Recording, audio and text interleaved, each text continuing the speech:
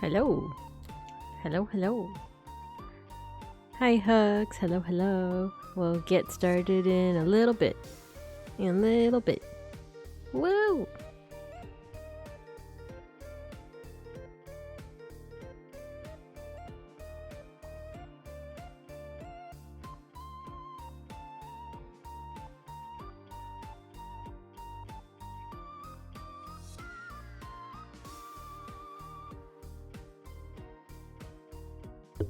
Wee woo! Oh my god, I forgot to set up my bot for tarot. Okay, give me a second. I gotta tweet out, and then I gotta set up my bot, and then we'll get started. Mayshak, I just saw you in Akashi's chat. Hello, hello.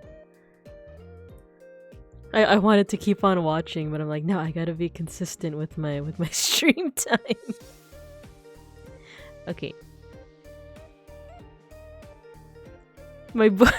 So the captions read it as butt. I meant bot. B-O-T. Bot. Bog sub. It's okay. Let me go ahead and tweet.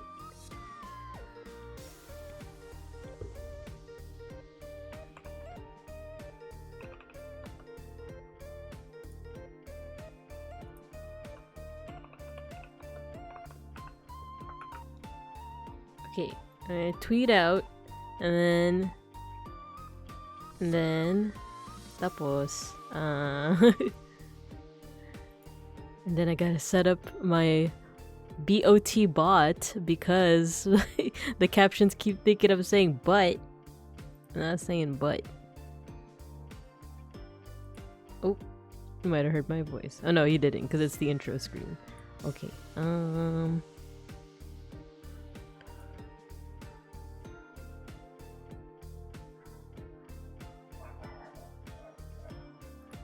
extensions, my extensions, chatbot.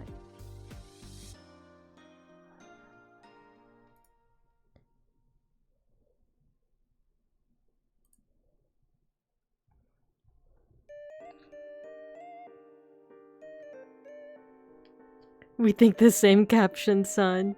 Alright, I'm gonna test something out. Hold on, let me go to my Zatsu screen. Hi everyone. I'm just gonna test something. Was it open? Okay. Oh, I'm gonna close it. Okay, cool. The bot works. Okay. Let me just set up some music. And then, no, wrong thing. Oh, nice. You got your Halo Halo sticker. You got your, yeah, Hugs, you got your Halo Halo sticker. Nice. And make sure you got your Ensaimada sticker. Nice, good job, good job. Okay, cool, got my stream manager going. And we're ready to start. No, wait, music. He said I would do music. Should we just do something easy and wait, Spotify? I feel like Valhalla music is always the move. Yeah, Ensaimada. I've been craving it lately. I've been craving just a lot of Filipino sweets lately. And because I did some art recently, I posted it in Creative Bibingcubs. I've gotten back into the flow of like making cute little dudes, little guys, you know? Maybe I'll add some more stickers, you know? Maybe. It's a big maybe. Okay, Valhalla.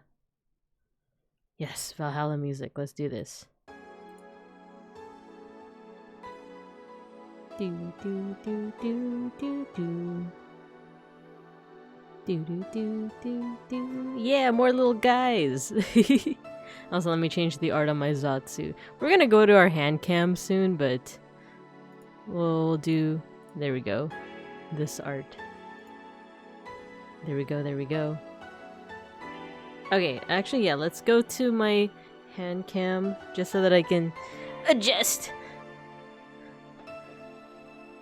But we'll actually wait a little bit before starting with the tarot. How about this? Maybe we'll do no. I was gonna say like let's start with GeoGuessr, and then like wait for people to come on in. But but no, that might take too long. So Let's see. There we go. Oh, you got my Uncrustables there. Cool. Hello. You guys can now see my camera. My hand cam. Hi, Kuriketa. Hi, Mega Bronson. Let's open this tarot queue up. No, it's not the mosh pit. It's not the mosh pit. Nice. Wait, where's the sticker? Where's the sticker? Where is it? Oh, you got Sapin. Okay. Wait, you know what? I realized the redeems aren't on. Don't worry, we're not in detention for it's because I forgot something. There we go. The redeems are now on this screen. There you go. Haven't been to a tarot show. Ooh, cool. Almost robbed of my NFTs. No, stop spreading your lies and your slander. They're not NFTs, they're just stickers. That's detention. Yes, that's detention. That's what it looks like if you guys are too saucy with me. You guys bring up these accusations of cannibalism and selling NFTs and stuff. Then, oh, you got Hello as well. Nice. Then you guys are gonna get sent to detention, okay? Yeah, detention doesn't have any AC. It's too expensive. So, you know. Well, yeah, how you guys doing? Before we, like, get started. Hi, Matthew. Hydrate, don't dehydrate? I will do just that. You got leche flan. Nice.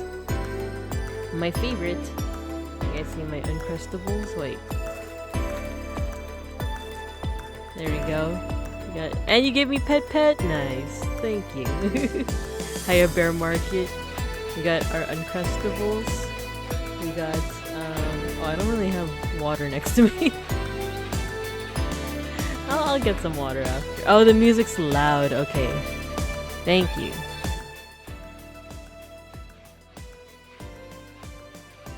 How's that? Is that better? Uncrustables.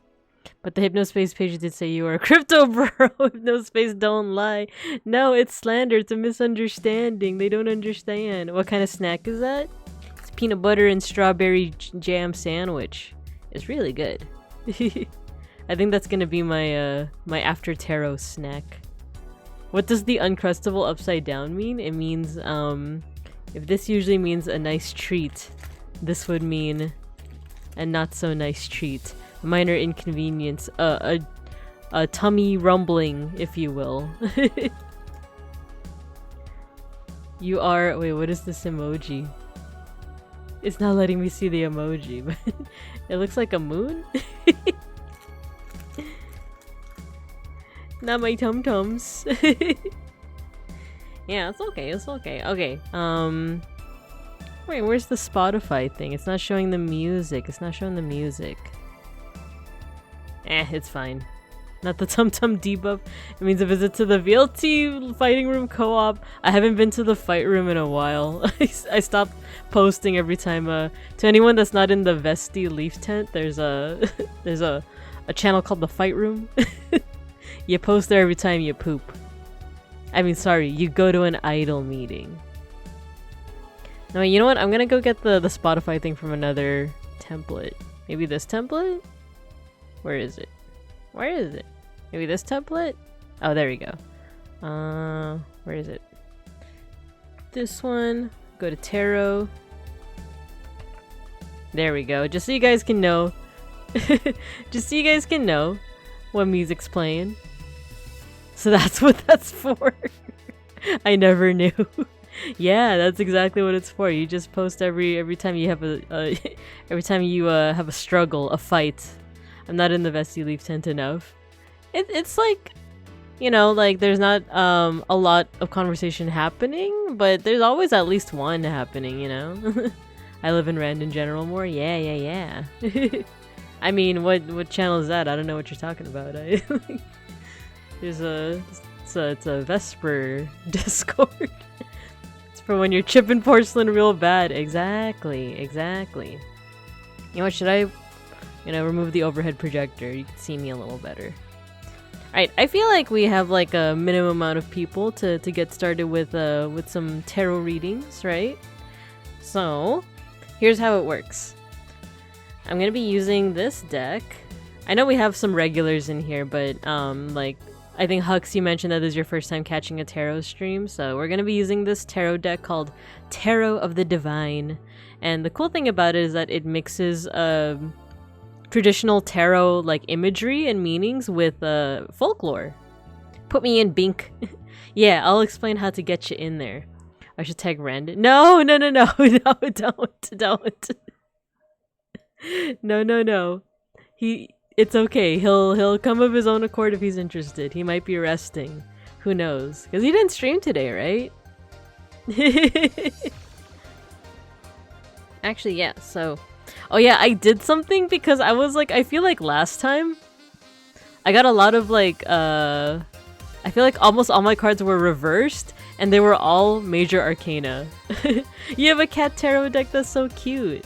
So what I did is I started shuffling my cards right side up, like revealed like this, and I put them into 3 piles, and every time it looked like there was too many reverse or too many right side up, I would flip it.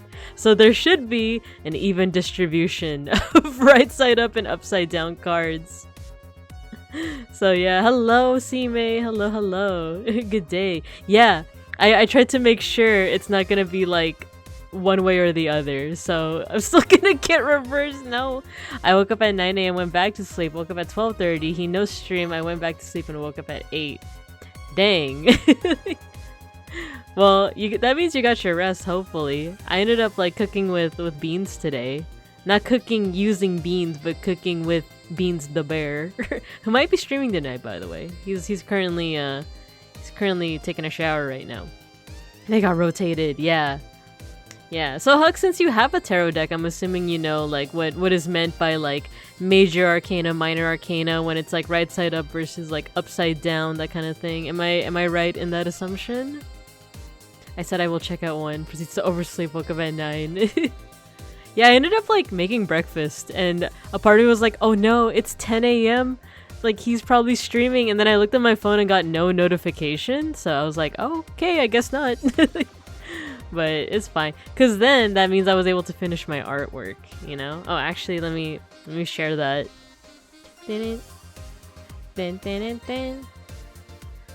feel like I already posted it on all the Discords and my Twitter, but I just want to show it off because it was pretty fun to do. Here, let's put it up here. It's Randon Sanrio verse characters. Isn't that cute? You know a little bit? Yeah? Okay, cool.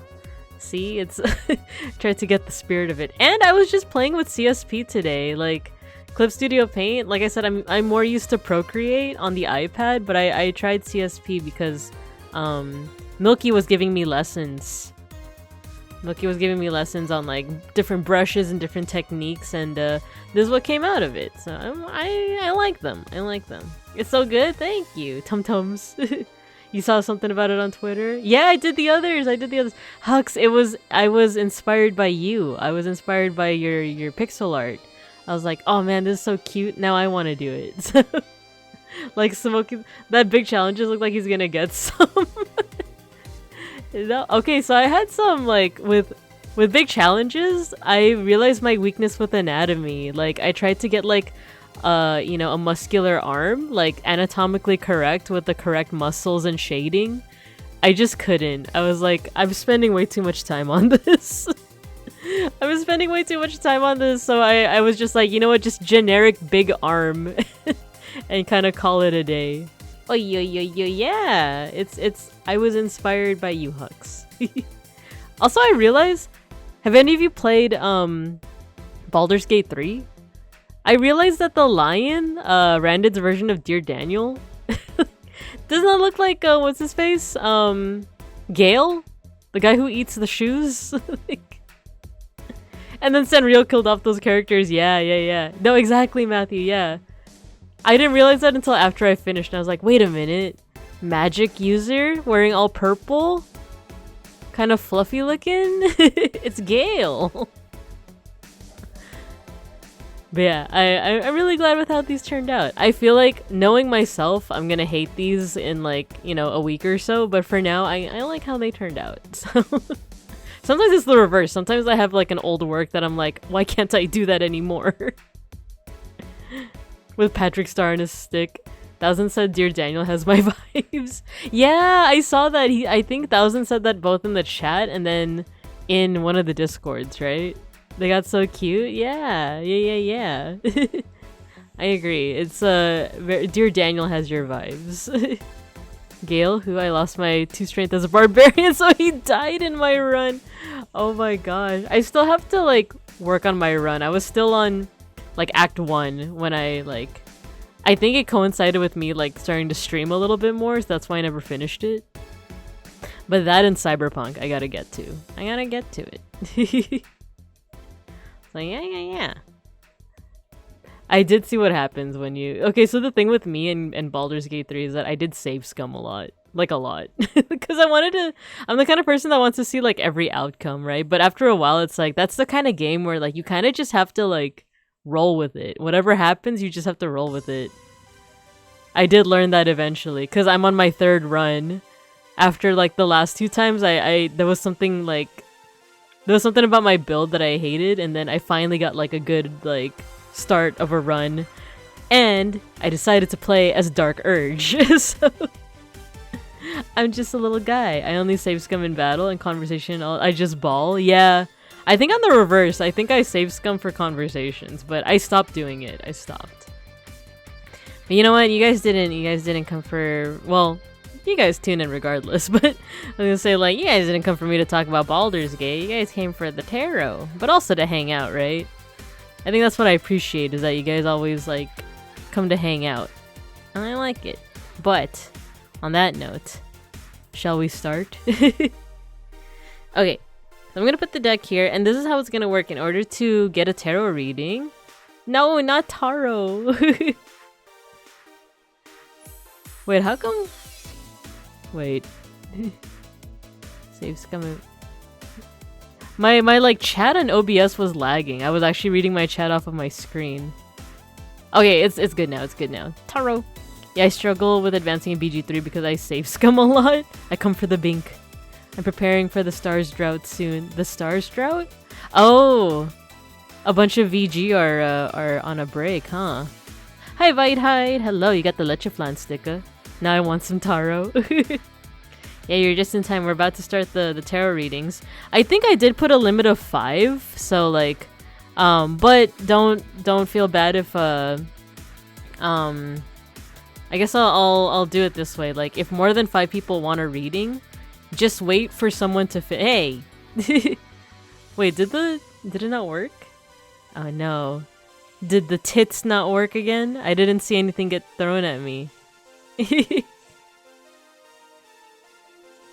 Okay, where's tits this time? Where is it?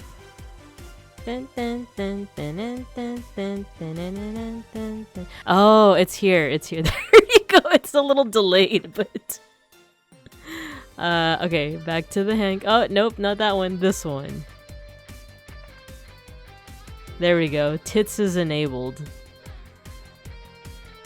My throwing stuff was taken. No tits. Read my tarot. Okay, so I'm gonna open up the queue. In order to request a reading, you just have to type in !join. As soon as I open, don't do it right now. Don't do it yet. I'm helping. I fixed the tits, the teats. Not yet, not yet. It's not. The queue's not open yet. When it's open, you put that, okay? Ready, and go. And I know there's a latency, so. Oh my gosh.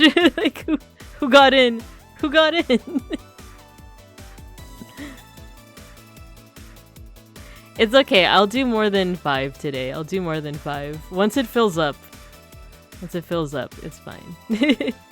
Cool. So, let me see. Who joined? Okay. Okay, so I see that. So, Matthew, you're gonna be number 6. Emperor, please. Okay. The Bear Emperor.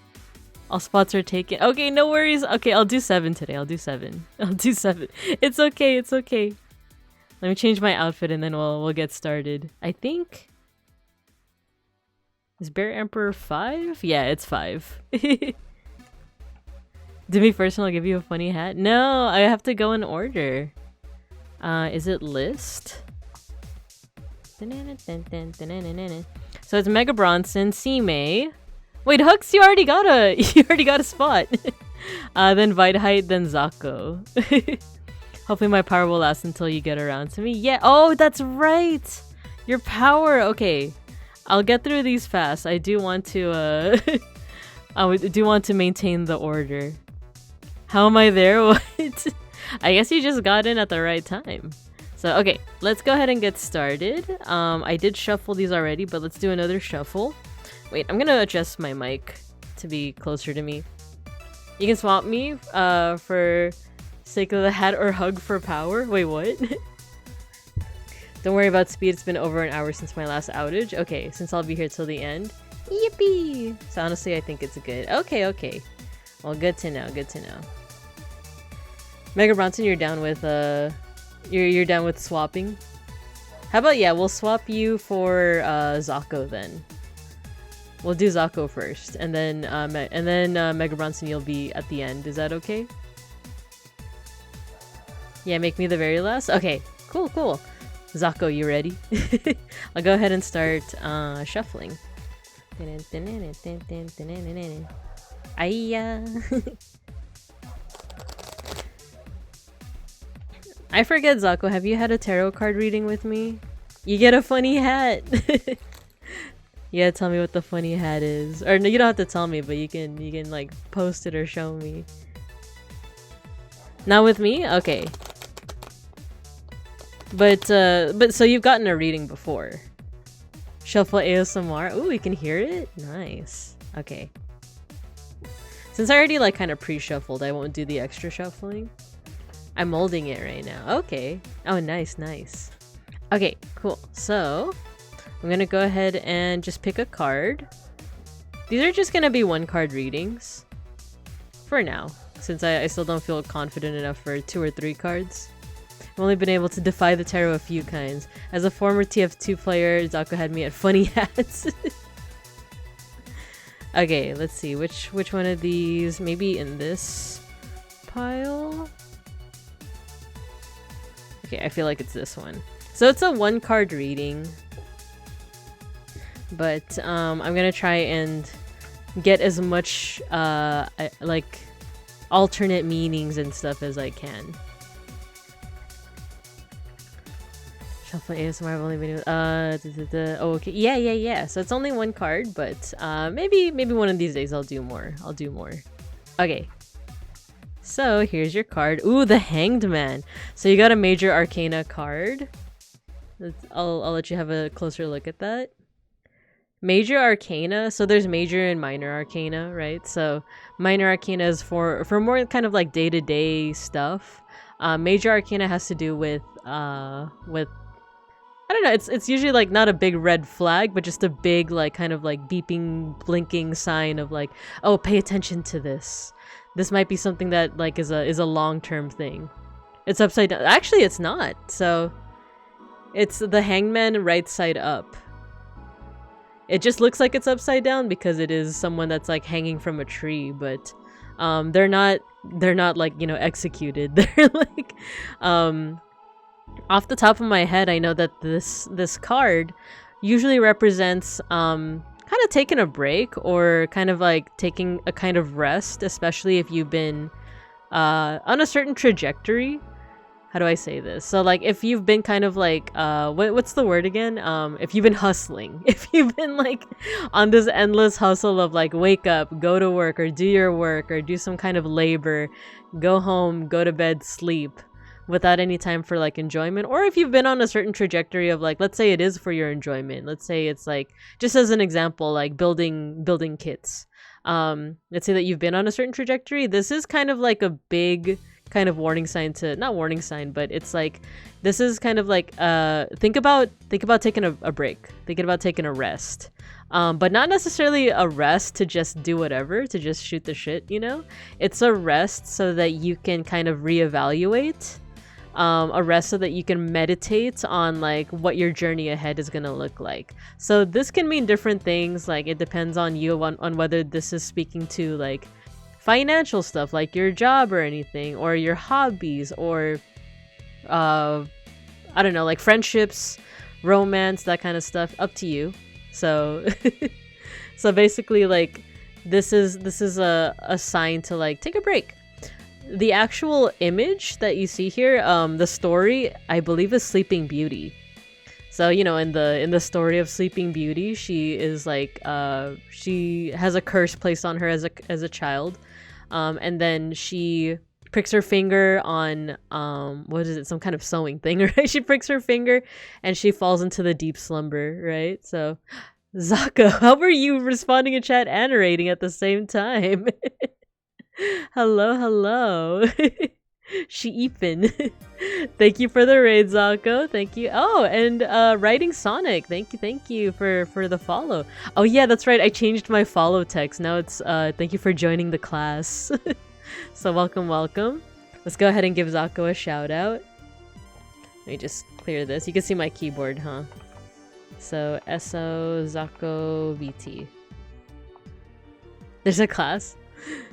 Oh, you were playing Lethal Company. Cool. Class is just what I call like my streaming space, you know? I have this whole kind of like motif of like being in a classroom, and I'm the teacher, you guys are the students, the Bibing Cubs.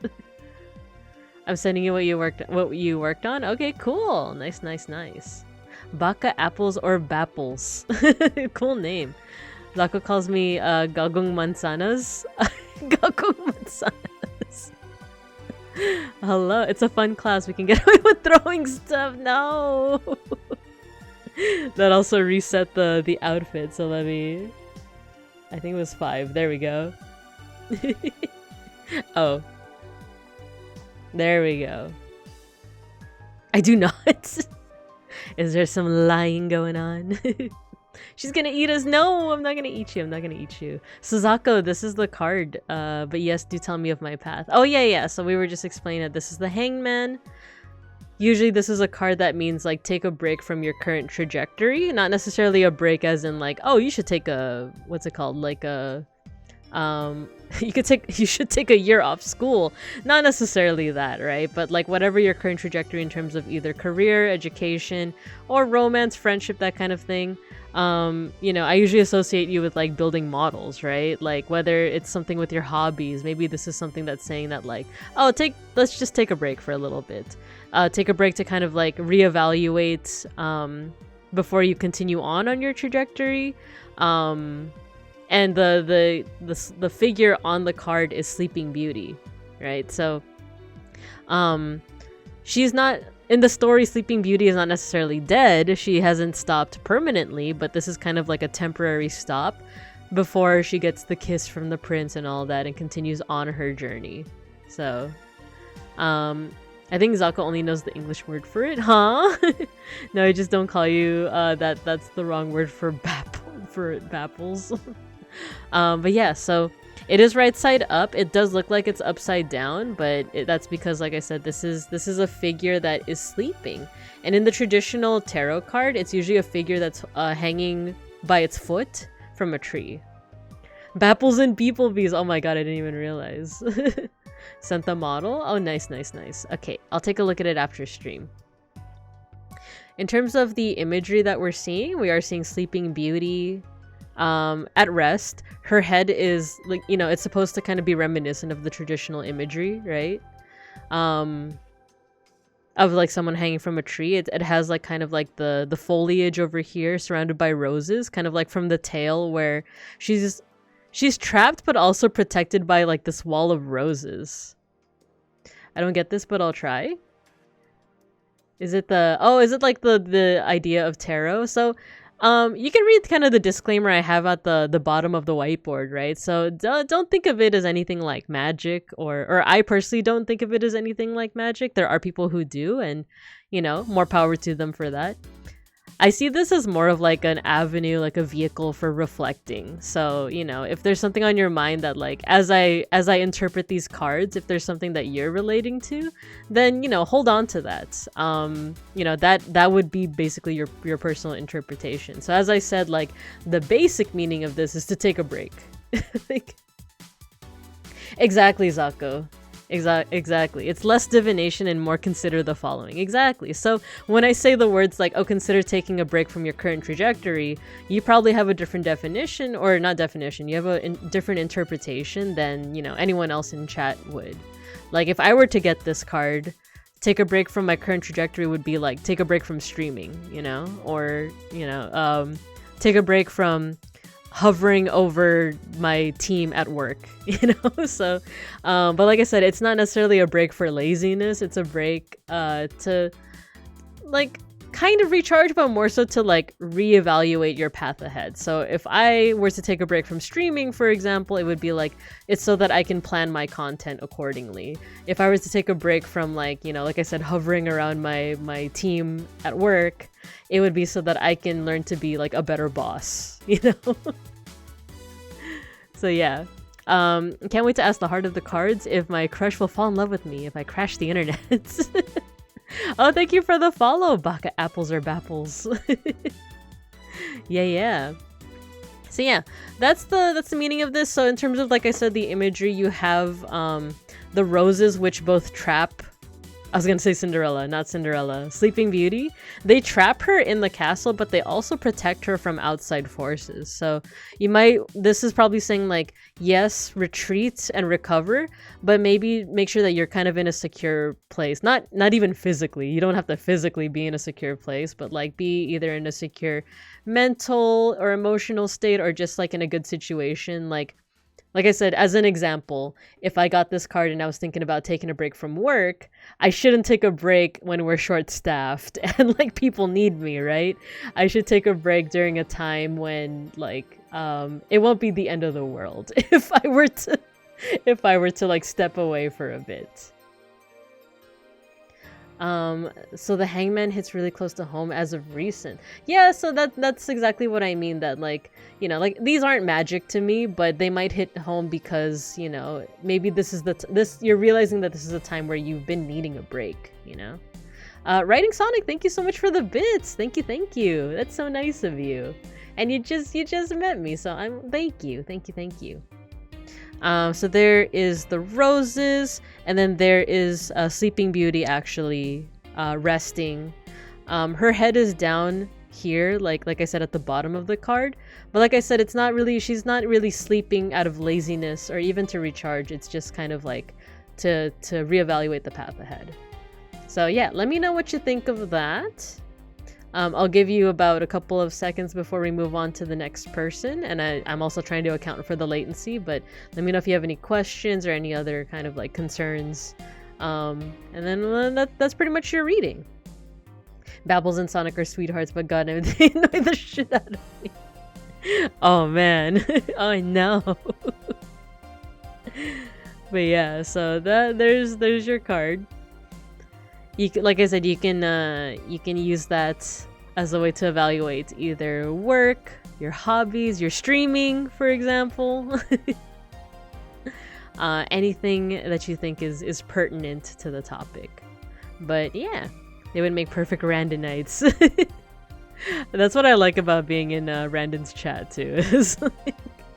Is that you can be a little, we troll a little. We can be a little trolly. This tarot I literally can't defy. Well, yeah, like I said, the way that I do it is less so, like you said, divination, more so consider the following. Every time I hear the phrase consider the following, I think of Bill Nye the Science Guy, because I think, doesn't he have a section called like consider the following, and it like, you know, he's kind of like moving around and stuff. Just a crumb of troll, just a crumb. But yeah, so let's take a look at the list again and see if you have no other questions. I'm gonna go ahead and move on to the next person. So I'm not gonna do next. I'm gonna do list, since he swapped places with Mega Bronson. So who is on the list? It is it's C-May, and then Hux, and then Viteheit. I troll, but genuinely. Nah, it's enjoyable when you troll in good faith. All right, let's get to C-May. I will go ahead and shuffle again. But thank you for requesting a reading, Zako. I appreciate it. Let's go ahead and go on to C-May. And we shuffle.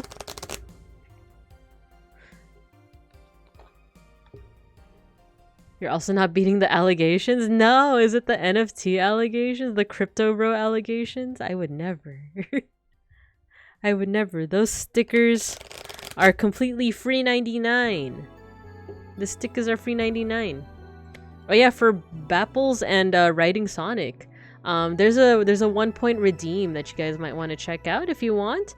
It's just you get a nice little virtual sticker. I call it my scratch and sniff of stickers. Not the crypto bro allegations. That's all they are. They're just... Oh yeah, Zako, you also got your sticker. Your hello hello sticker. So, okay. So Sime, I'm just gonna do one shuffle and then let's see. Sime. I feel like maybe something closer to this end of the deck. Let's do this card. So many hollow. They're not allegations, there's proof. No, the orb doesn't count. The orb doesn't count. For those who weren't here at the last stream, there was this magic 8-ball orb that said I was a crypto bro, but I'm not. I'm not. The way you say sniff a sticker is so fucking cathartic.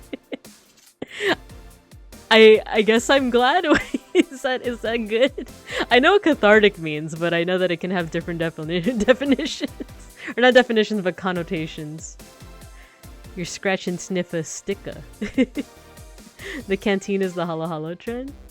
Are you saying the orb lies? Maybe. The orb doesn't lie. She went from pirating to privateering. Alright, so here's your card, Sime. Ooh. Interesting.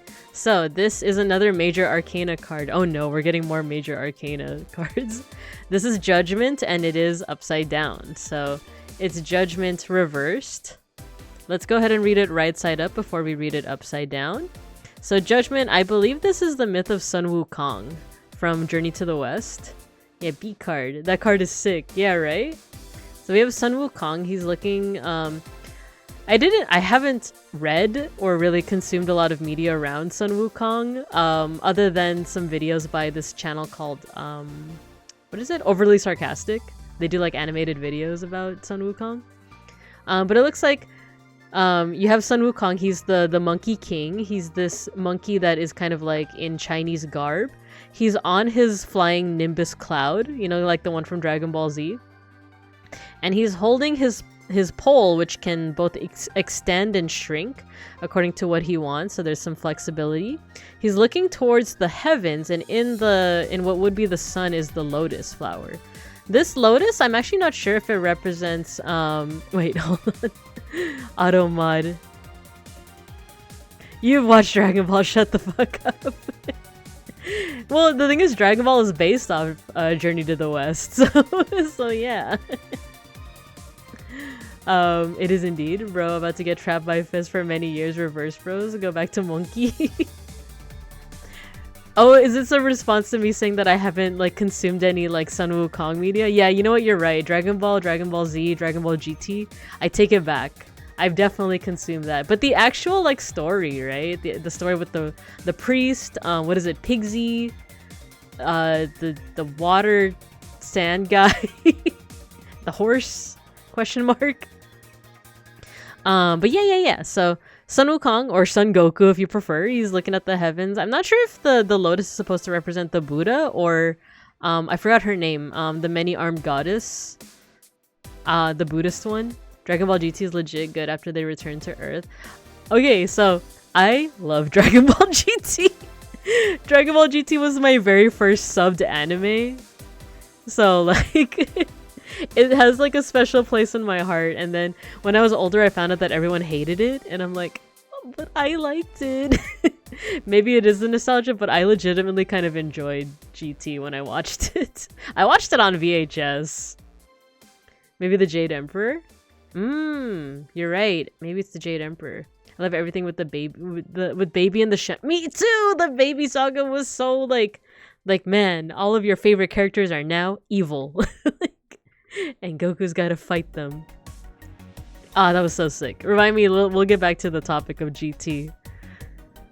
So this card, Judgment, it's one of those very straightforward cards that just like it's about judgment, about whether or not like either you're being judgmental of someone else or someone is being judgmental of you, or you're feeling like you're in a judgmental environment. Hi Bear, hello.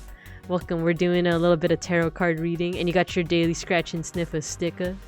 Venushka is the multi-arm. She has another name too, but I think it's like the Japanese name is Kanon. And then I think she's also Avalokiteshvara, right? I think Venushka might be another name, right? So yeah, this revolves around like judgment. So maybe this is either the Jade Emperor or Avalokiteshvara or the Buddha, and kind of they're looking down on Son Wukong, right?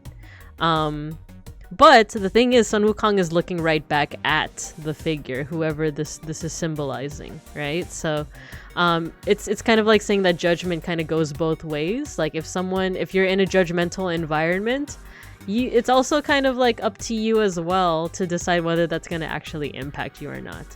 However, this was drawn upside down. So in terms of what that could mean, it could be that like it could be a positive. It could be a positive that like maybe you're not in a judgmental environment. Maybe you're in an environment where like you can kind of relax. Vishnu, I get her and Venushka from Fear and Hunger mixed up a lot. Oh no, so Vishnu is a Hindu deity. He's the deity of like preservation.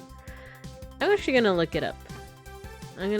So I want Kanon's like original name. Kanon goddess. Kanon I think it is Avalokiteshvara. Oh, Guan Yin! That's her freaking name, Guan Yin. So it's the goddess Guan Yin because she helps Sun Wukong in the story. Funger mentioned. But you're also held back by your internal limits. It's my relaxation game, Hugs. there you go. So we also have the book because we can also kind of look to this as a guide.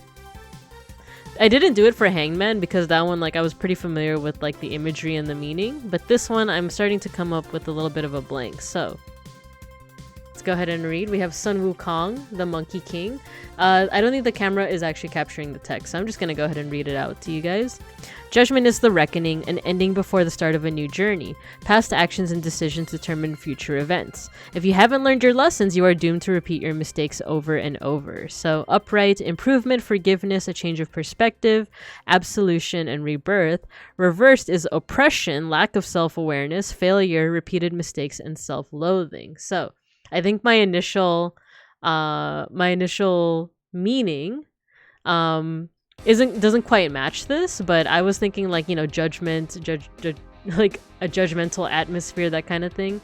I think this is like harkening back to like kind of like the biblical judgment, where it's like this is your final kind of like, how do I say this? In the original card, it's like, oh, this is your final like test of worth of whether or not you're a good person before you get the consequences dealt. So this is like saying like this is the time where you should be reevaluating your actions and see if you have been doing good or not, essentially. But reversed, one way to kind of think about that would be like, oh, you might be reflecting on negative actions a lot. It's my hell yeah, I love watching the lore vids. Oh yeah, nice. Hi beeplebees, hello. We're doing a little bit of tarot card readings. Maybe it's all I do in a state where I keep judging myself in Twitter. Ah, interesting. If I remember right, normal is external, upside down is internal. For judgment specifically. Mire, hello. Welcome. Glad you could drop by. For judgment specifically, so there's different ways that people read the cards. I think, you know, like if you guys know of different ways, kind of like what Zako is saying, maybe like external, right side up is external, upside down is internal. I might adopt that into like my new way of reading it. I just haven't heard of it before, but I do like that way of thinking. So, oh yeah, beeplebees. There's someone in the chat now named Bapples. So you guys got like kind of matching names. So yeah, that's another way to think of it. That's another way to think of it, as Zako said. So like, you know, this could be like judgment that is external. Someone like judging you or you judging someone else externally. Upside down would be internally. So maybe it is like you might be judging yourself a little bit too harshly. Twitter would count it as external, of course. So. But let's take a closer look at the imagery to kind of help us figure out another personal meaning. So like I said, Sun Wukong is looking up at this figure that looks like they're a figure of authority, right? Like I said, whether it's the Buddha, whether it's Kuan Yin, whether it's the Jade Emperor, nonetheless, they're looking up at each other. They're looking at each other, right? And I think what's interesting, what I do know about like the Journey to the West, Sun Wukong, is that like Sun Wukong is not exactly like the most obedient. He's not always the most like, oh, if the Buddha or if Kuan Yin tells him to do something, he's not always like gonna do it with like a smiling face, right? Sometimes he'll do it after he's had his ass beat, but like eventually he will do it. So I guess what I'm saying is that like Sun Wukong isn't someone who just like, you know, they're given a judgment and they just kind of take it lying down. They kind of fight back against it. Let's fight against divinity. I'm a cycle of self-loathing. Yeah, there you go. So like this might be saying to like channel Sun Wukong, because in reversed, if you reverse the card, Sun Wukong is the one that's up top, and then this figure, the authoritative figure, is down at the bottom, you know? So this could easily be saying that like, you know, channel your own Sun Wukong in a way. Oops, I dropped it. Channel Sun Wukong and like don't take any kind of judgment or divinity or any kind of like anything like that lying down. Like, do your best to fight against it. Beeple and Bapple sound like obscure kids cartoon. It's the Beeple and Bapple show. Dun, dun, dun, dun, dun. Become monkey. Actually, yeah, that's one way to put it. Become monkey. And the thing is, Sun Wukong isn't alone. Even in this card, in the myth itself, in the story itself, he has his companions, right? He has the priest, he has Pigsy, he has Sandy, he has the horse. In the card itself, he has the Nimbus Cloud and he has the pole. So he has materials at his disposal. He has like resources. So this is saying like challenge any kind of judgment that comes your way. But make sure you have your resources, especially since it's upside down. The resources, the Nimbus Cloud is up top, and so is the pole. Mega Bronson, that reads like a title of an anime. Fight against divinity. I'm in a cycle of... You know what? That does read like a... not a visual novel. A light novel. In another world where I'm fighting against divinity. Parentheses, I'm in a cycle of self-loathing. It's a long-ass Ellen title. Yeah, exactly. Yeah, of course. Let me know if you have any questions. But otherwise, that is your reading. You get the judgment card. So, yeah. And go ahead and hydrate, or can I have this one? Okay, cool.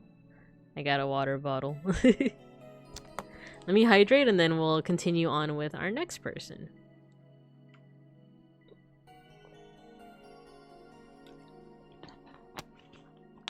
Sippa. Isekai time, biatch. Alright, who is on the list? You're actively texting your sibling about tarot? Awesome! Oh, wait. No, I was supposed to put the... Where's the list? Exclamation point. So we just did C-May. Okay, so it's Hux now, then Vite-Height, and then Mega Bronson. You know what? I'm gonna do next. And I just have to remember that, like, instead of Zako, it's Mega Bronson. So next, and then next. Okay, let's do Hux next. Yippee! Let's do a quick shuffle. Ah, no, my little rag. Ah!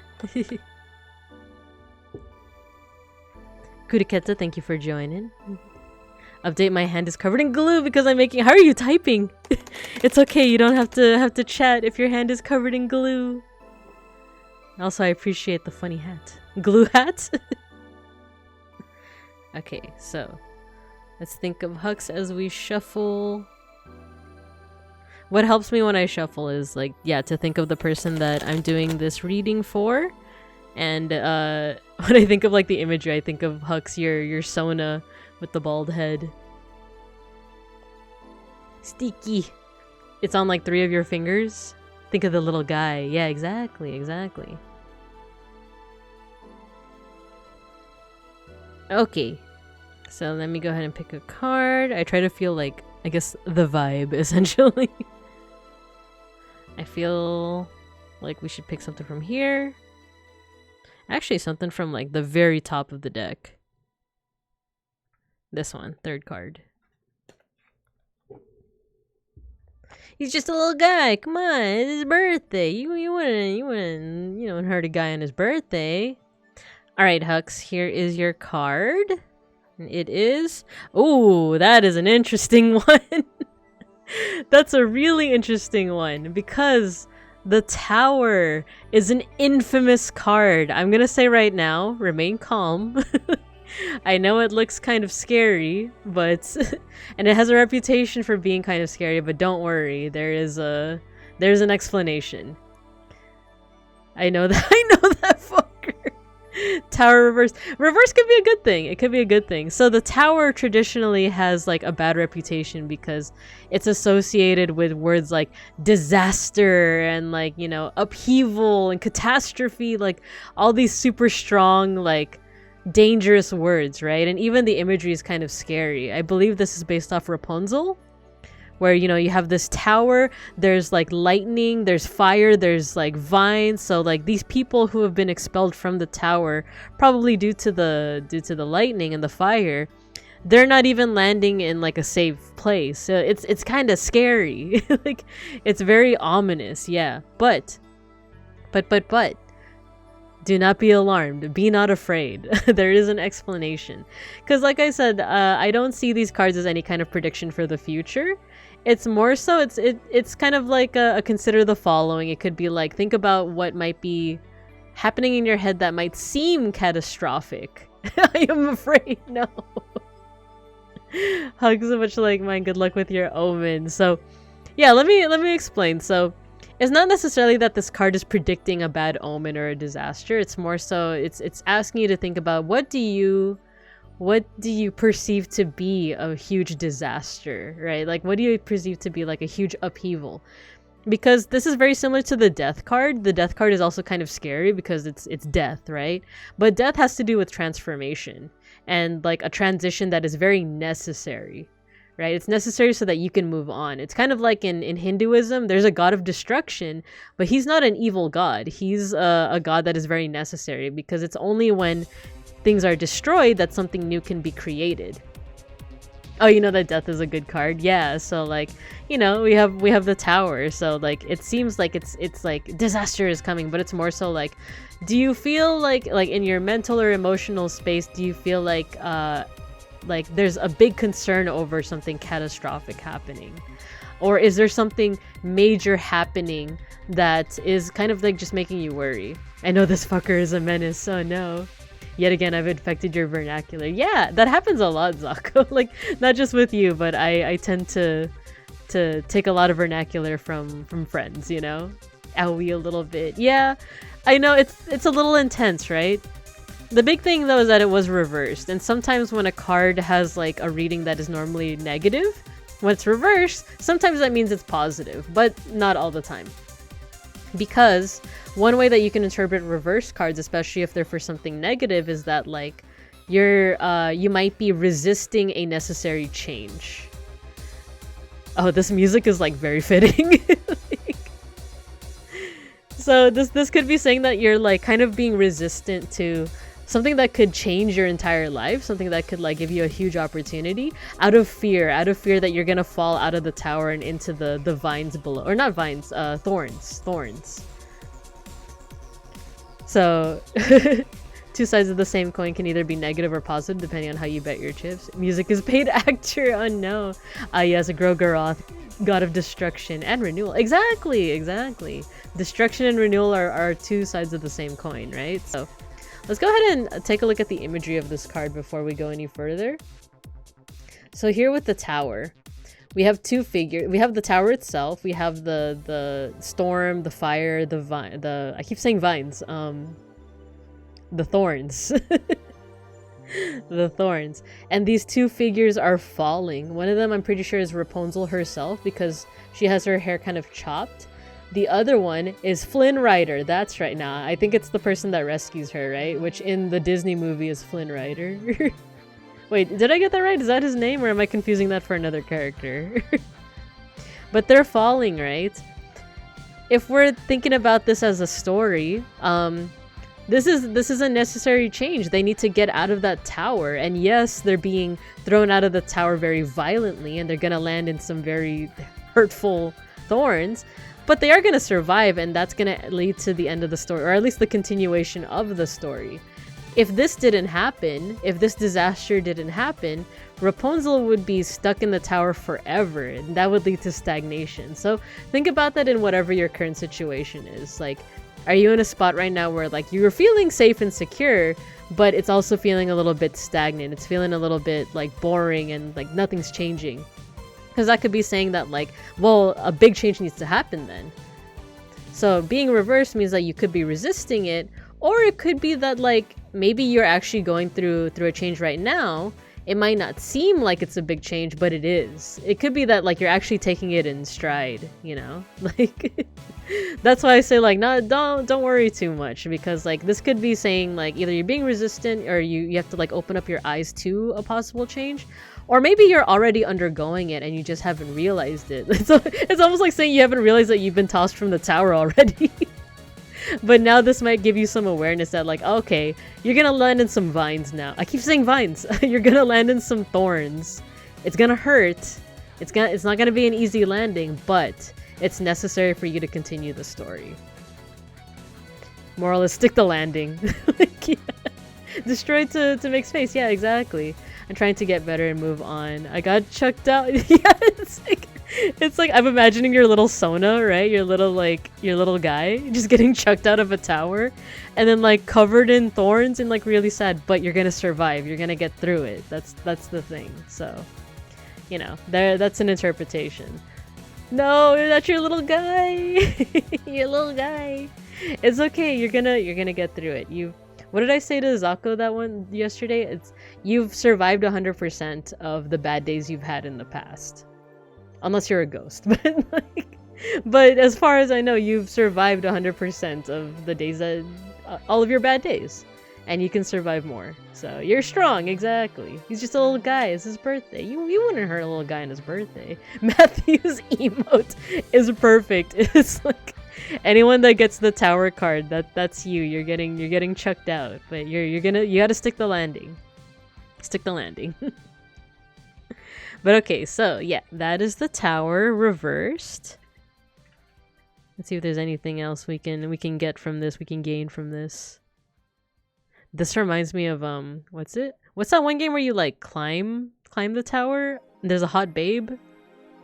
It's not Shovel Knight. Jump King. I'm getting rotated. It's kind of like Jump King in a way.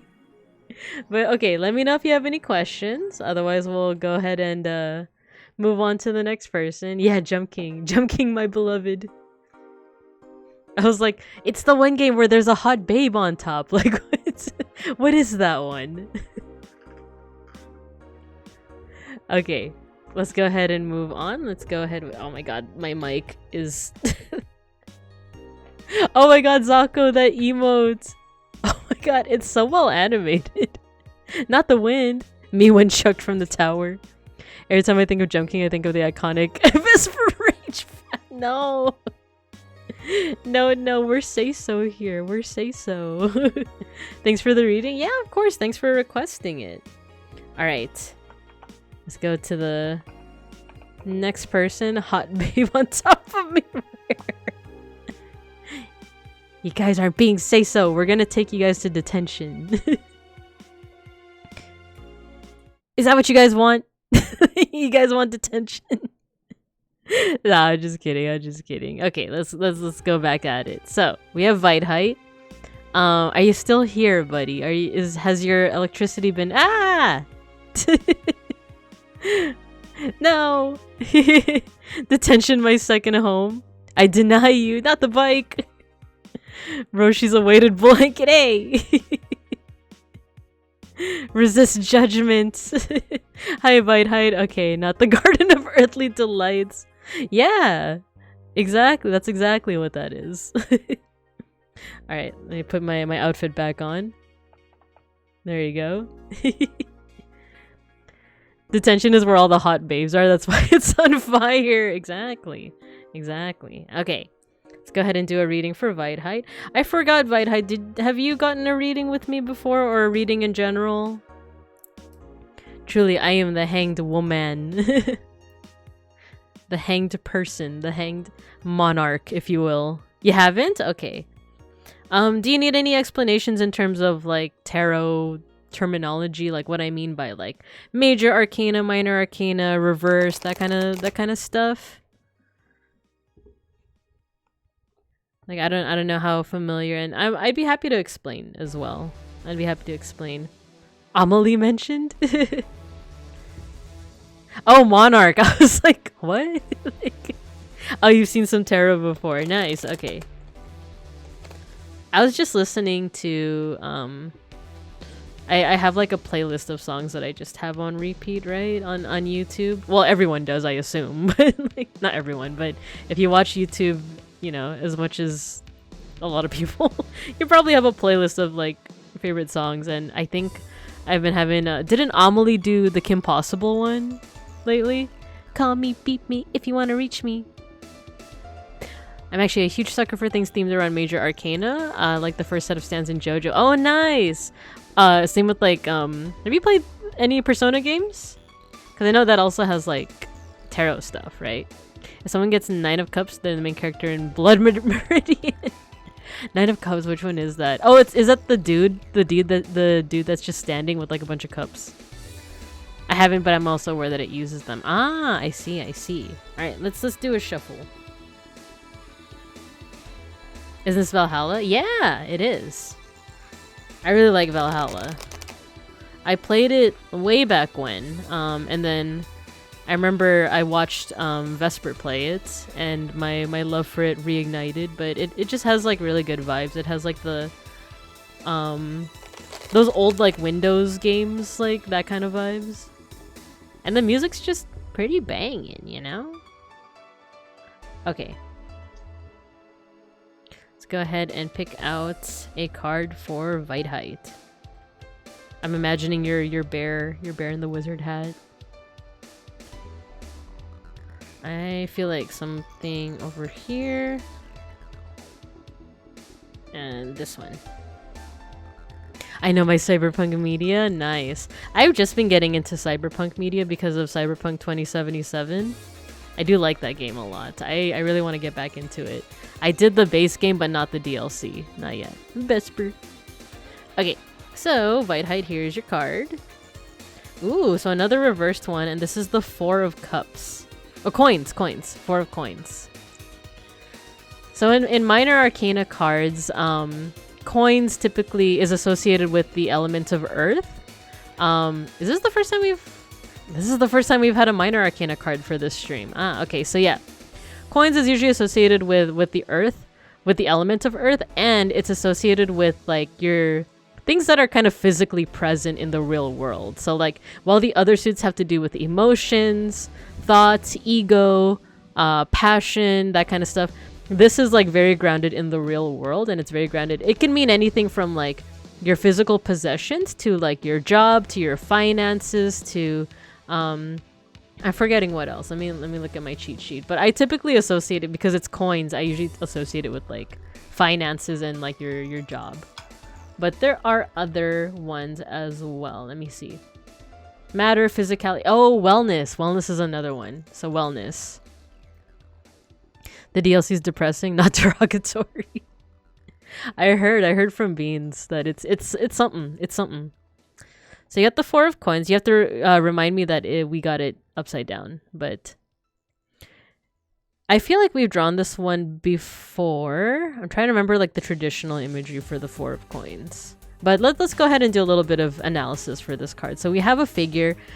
They're dressed in what looks like indigenous, I want to say even indigenous Peruvian clothing.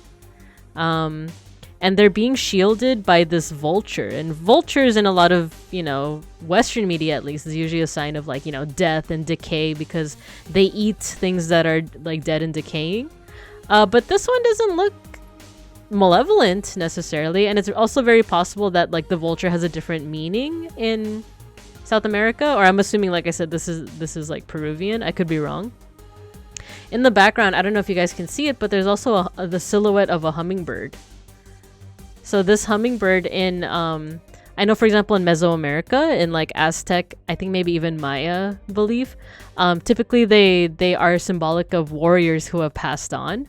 Like I said, I don't know if that symbolism is different in what I'm assuming is South America, Peru, but it's like the warrior spirit. It's interesting because, like, you know, in Western culture, people might associate hummingbirds and butterflies with like femininity and like, oh, that's like girly stuff, right? But in Mesoamerican tradition, it's very like, it's very like, this is the warrior spirit, because like apparently hummingbirds, when they fight, are really fearsome and they use their beaks to like stab each other. So like they're seen as like warriors who have been reborn.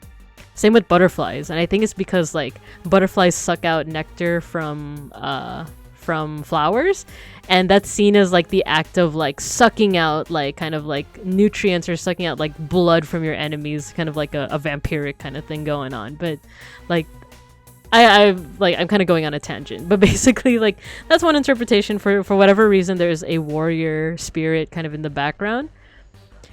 This figure looks very like, you know, feminine coded, right? They're being shielded by this vulture. And then around them are these flowers, these beautiful flowers. And then they're also kind of being shielded with these coins. I can't tell if she is holding... I think she's just holding her knees. I wasn't sure if she was like holding something in her arms. Yeah, FF14 uses that literally in a fight. Ravana summons warrior spirits that take the form of butterflies. Yeah, exactly. So butterflies are like, you know... It's usually seen as like spirits of like the ancestors, sometimes specifically warriors. I do know that in the Philippines too, they're also seen as like spirits of ancestors. It's like, oh, there's a grandma. She's flying around again next to the daisies. 4 of coins. So if we were to interpret this, one easy way to interpret a card if we're not familiar with the imagery, is to look at the coins themselves and see like in what context they're in the card. And what that means is like, for right now, they're being protected, they're being sheltered. However, the figure, like, her expression is a bit of a mystery. Like, you can't tell whether her eyebrows are kind of furrowed, right? Let me bring it up a little closer. It's not auto-focusing, but that's okay. You can't really tell if she's like feeling safe in this, like, even though she's being shielded, or if she's feeling worried. She might be worried about something in the future. So this could be like uncertainty with finances or wellness. Let me think. I want to look up the traditional 4 of coins imagery, see if that rings a bell for me. 4 of coins. Ah, that's right. So in the traditional imagery, we have a person that is kind of quite literally money on the mind.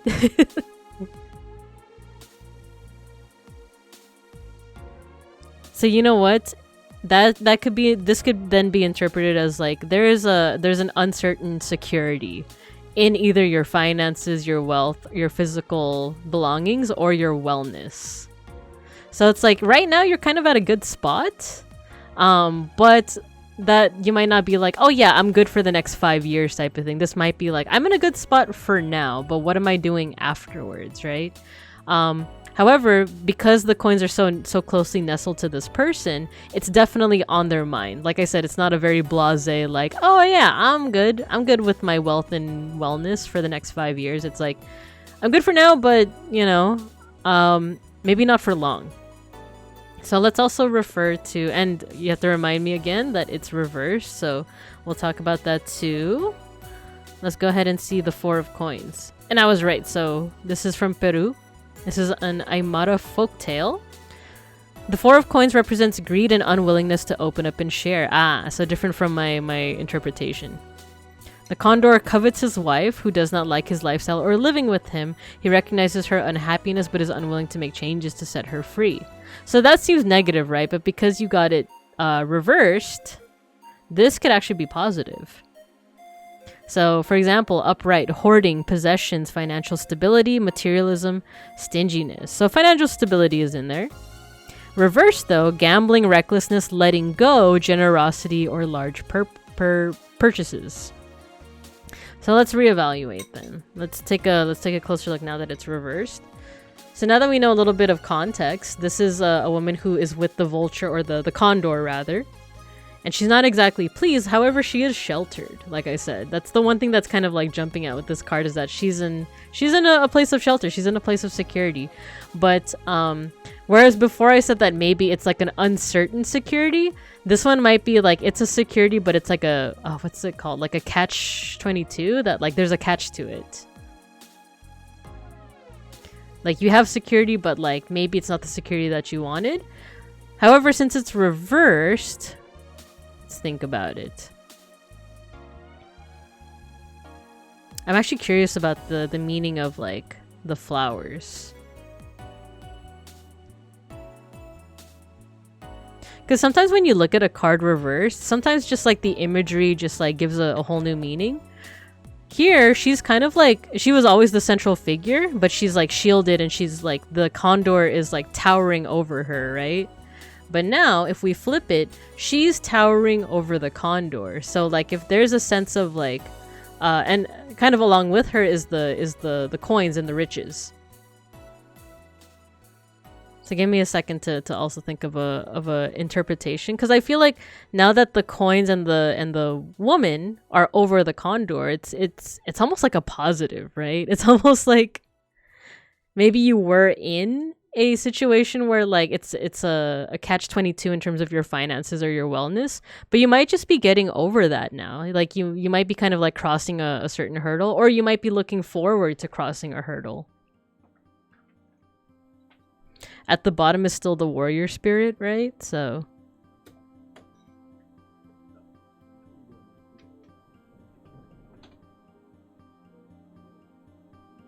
sorry, I got distracted by the door opening.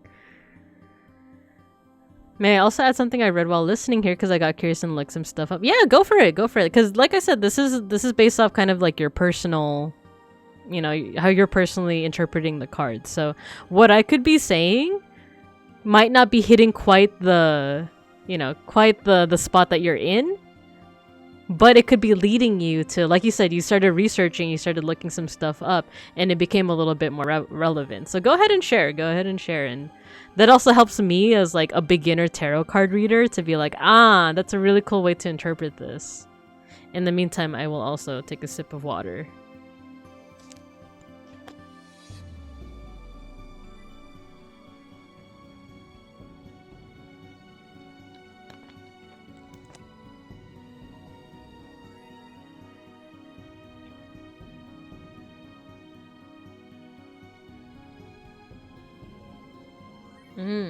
I see. So I'm also looking at the traditional imagery for Four of Coins.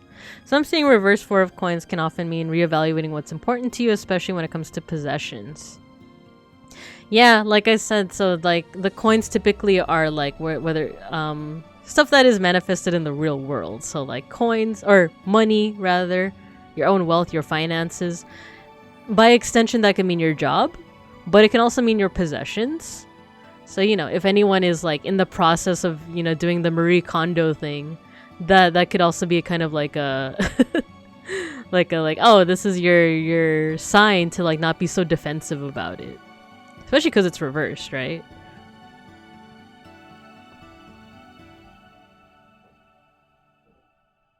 Because now that you're talking about possessions, now I'm like reevaluating this card as well, because like I said, now the coins that she was like kind of wrapped around, they're towering over the condor. There's a chance for escape from an unsafe like situation, or for like a not so opportune situation. So in the case of the depiction here, it would mean that the vulture is deciding to let go and realize what's best for everyone. Yeah, that's another way of thinking about it. I was thinking about that too, because I don't know the story of the condor wife. Because this is saying that he's like very possessive of this woman, right? So it could be, if it's reversed, he's letting go. So in this case, like, you can ask yourself, are you seeing yourself as the condor, or are you seeing yourself as the figure? If it helps anyone, it's also pentacles. Yeah. Hello, Mushi. Hello. Thank you for the raid. Hello, welcome. We're doing some tarot card readings. Hi, welcome. All right, let me give you a shout out. We're currently reading a card for Weidheit. Mushi Bear. How was your stream? You're playing Outlast. Cool. Yeah, welcome. Oh, cute. I love the emotes. But I will say, this is eerily relevant to me being jobless since last November. Ah, I see. Horrible. Oh no, what happened in your stream, Mushi Bear? Her stream was chaotic? Oh no, chaotic in a good or bad way? Mushi hit end in OBS. Oh, I think, yeah, you might still be streaming. Gotta watch the VOD. Howdy. Wanted to send some love since you're doing tarot. Yeah, thank you. I appreciate it. For those who have never tuned in before, my name is Babinka Bear. Artist, historian, art historian, and Sun Bear PNGTuber. Today we're doing some tarot card readings. We already got through, I want to say 4. We're reading for Weidheit, and this is an interesting one because it's a minor arcana. We have the story of the condor wife who is being held against her will by this condor. But we got it reversed, so like we're thinking maybe that the condor is now letting go of things like possessions, wealth. JStitch12, thank you for the follow. Thank you. Pal literally has such a great tarot decks. Oh, thank you. This is the only one that I use readings for, but I do have multiple other ones for different reasons. So yeah. So Weidheit, you were talking. I know that like a whole bunch of people rated, but if you're like okay with kind of with me mentioning it, you said that like there was some job insecurity, right? So like this could be relating to that. I would say we can look up the tale of the condor wife for a little bit more. Condor seeks a wife. I'm not gonna read it on stream, but Mushi Rice, thank you for the follow. Thank you. So if you guys want a little bit of context around this tale, I'll go ahead and put something in the chat right now. Actually, I feel like this is short enough to... Wait. Oh no, it's not a short story at all. Well, it's a short-ish story, but you know, if you need more context, feel free to read that tale. Yeah, let me know if you have any questions, Weidheit. Let me know if you kind of want to continue on with any kind of interpretations, or honestly, I'm interpreting this card pretty positively. Okay, that's good. Cause yeah, like like I said, if anything that I'm saying isn't quite hitting the mark, feel free to come up with your own interpretation as well. But if you want to also like share kind of your insight as to what you think, feel free as well. Cause I'm curious. I'm just curious. And then for the people that entered, if you guys, I'm not gonna do so many tarot card readings because my voice does tend to give out. But if you're interested, you can join the queue by putting !and join in the chat. But so far, I think we don't have that many slots open, so you're gonna have to act fast. But that's only if you guys want. If not, completely understandable. Feel free to just chill. Because after we're done with our tarot card readings, we're going to do some GeoGuessr. Nice, Matthew, you joined. But yeah. So we can come back to this card, or we can also like head in another direction. But let me see who is next in the queue.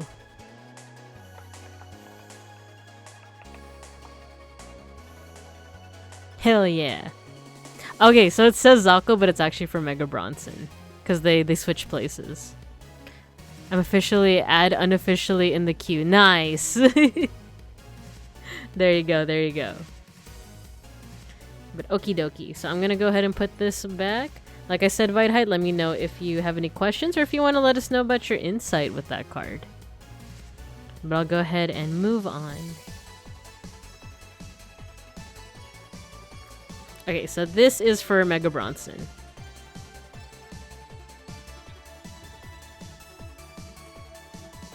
And I think after that was Kuraketa and then Matthew, so I think I'm just gonna ponder on it for a bit. Yeah. I think I will too. This is the first one for this stream that I was like not super confident with the meaning of it, but I think with both of our brains we can come up with something.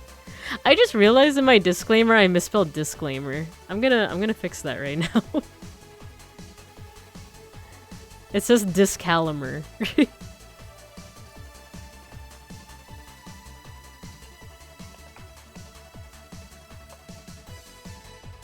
There you go. It's fixed. Okay, let's go ahead and shuffle for Mega Bronson.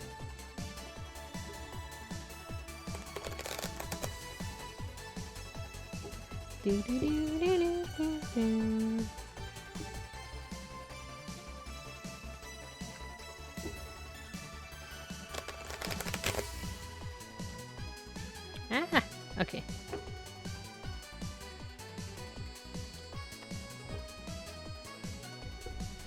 Okay, let's go ahead and pick out a card. Mega Bronson. I feel like something from here.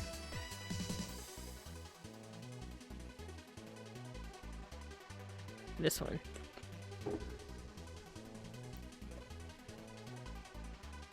Alright, here's your card. Ooh, the Ace of Swords reversed, and we have the Gordian Knot. I think that is the tail that accompanies this card. So the Ace of Swords is, like any ace card, is usually pretty promising, because it's usually the beginning of something new. In this case, because it's the swords are usually associated with your mind, with your intellect, and your ego. So this is usually like, what this usually means is like the start of a new kind of intellectual endeavor, an intellectual journey, if you will. So like this could be like there's a fresh new idea in your head, maybe for I don't know, something to be more trying to think of the word, like the sword looks sick as fuck, looks lick as fuck. Yeah. Fuck, I misspelled sick. No, it's okay.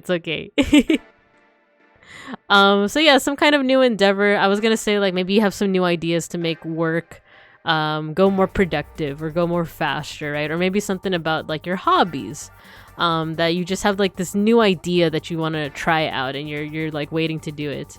Lick, bro. And then in the background, I believe this is the Gordian Knot. I will look at the book as well.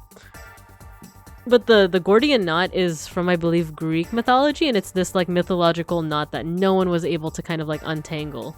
And to untangle it was to kind of show off your intellect.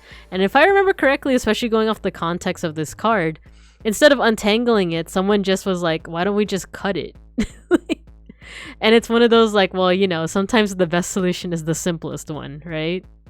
So let me, first of all, let me make sure I got that myth correct. I could have been completely wrong. Ancient Greek legend associated with Alexander the Great regarding a complex knot that tied an ox cart. Reputedly, whoever could untie it would be destined to rule all of Asia. Alexander was challenged to untie the knot. Instead of untangling it, he dramatically cut it through with a sword, thus exercising a form of mental genius.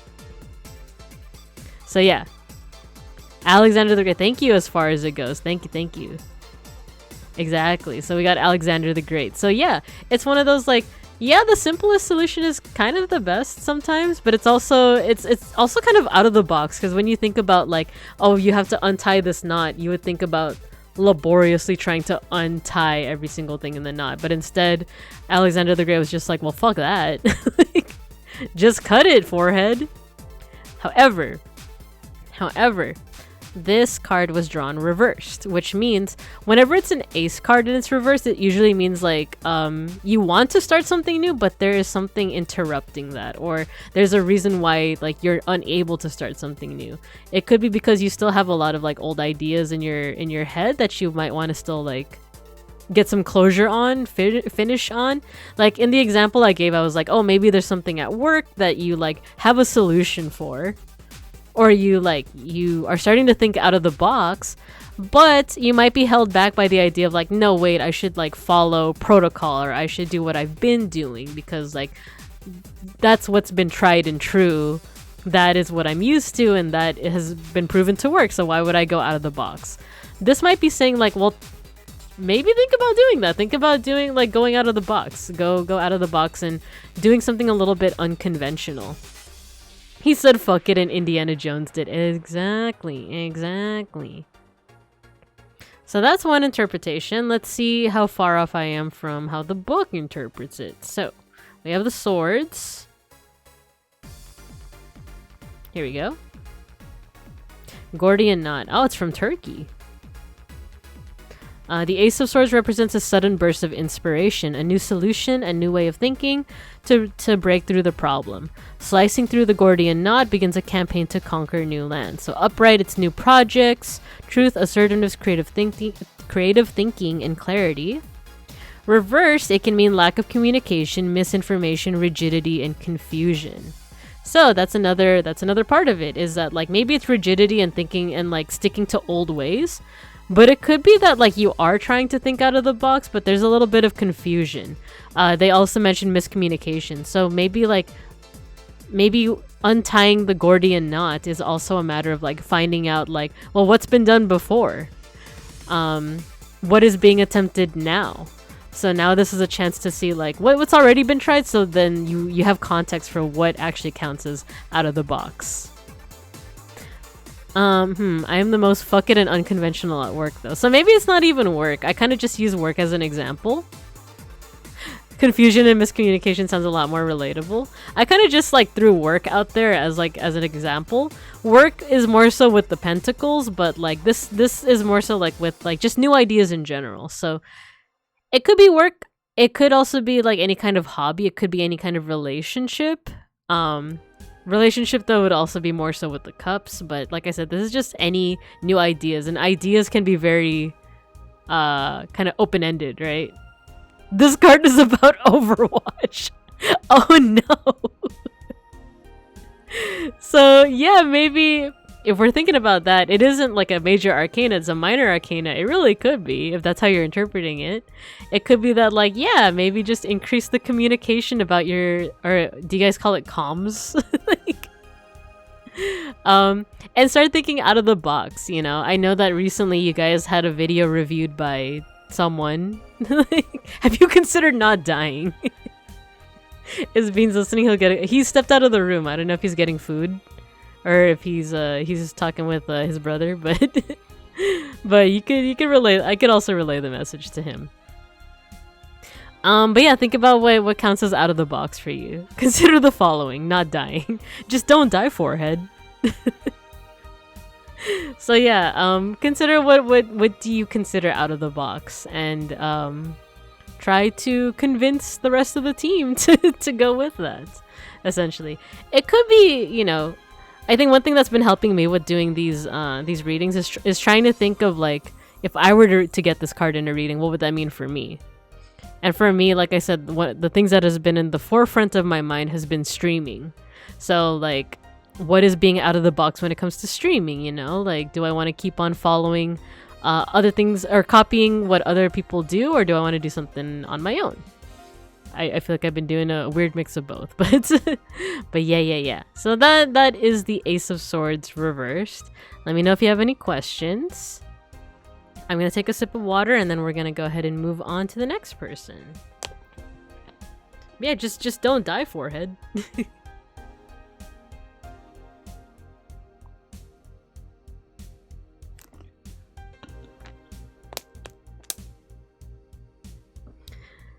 The cards are telling me to get the jiggle physics going for my bear. Yeah, if you want for context, I'm pretty sure Mega Bronson is referring to PNGTuber Plus, which is what I use to animate my PNG. As you can see, every time I talk, I bounce a little, right? So if that's what you're asking for, I could give it a stab, right? I could try it out. I just have to, basically it means that I would have to go back to your model and try to separate out your arms and stuff. Arms, ears, that kind of stuff. Yeah, Bouncy Bear. So yeah, whenever you're ready, you can just let me know. I would be down to try it out. But yeah, so that is your reading. Let's go ahead and go to the next person. Oh. Where's my mouse? Where's my mouse? Okay, there. Who's next? It's Kuriketa. But yeah, I've had a lot of brain fog for a long time, and I've just been dealing with it, so the confusion is what it's about. Ah, so perhaps. Ain't no way I get a reverse card tonight after all those reverse cards, and I've got a lot of house projects going. Yeah, I feel like that could all be relevant to that of just like thinking out of the box, or just there might be some resistance to like embracing new ideas. So this is saying like consider doing that. Consider like embracing the newer ideas rather than going with something that's tried and true. Okay. Let's go ahead and draw for Kuriketa. Let's keep our fingers crossed that it's not reversed.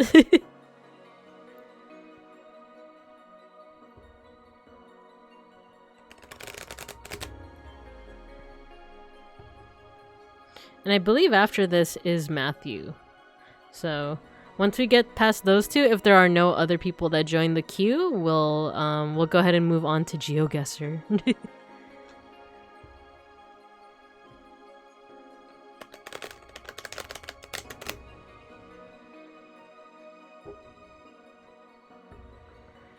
Okie dokie.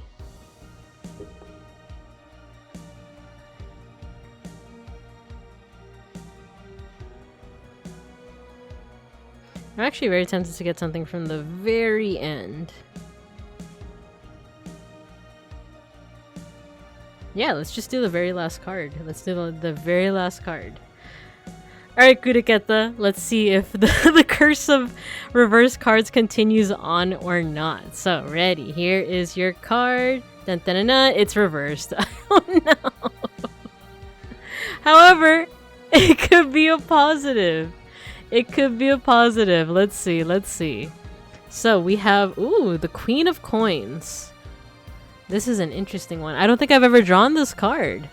There's no way. How many has that been? You got one. You got at least one. Hi, Azura's Fire. That's a really cool name. Thank you for the follow. Why was I thinking you were going to say Curse of Ra? I've only gotten one normal. Hi, Azura's Fire. Hello, hello. Welcome, welcome. We're doing some tarot card readings right now. We're reading for Kuriketa. Oh, thank you for joining. Thank you for joining. Just make sure that you stay by the time it gets to your turn. We've gotten some folks who join and then they dip. So just be sure to stay, and then I'll be glad to read for you. And then I think after Azura's Fire, we're gonna go ahead and close the queue. Curse of Ra.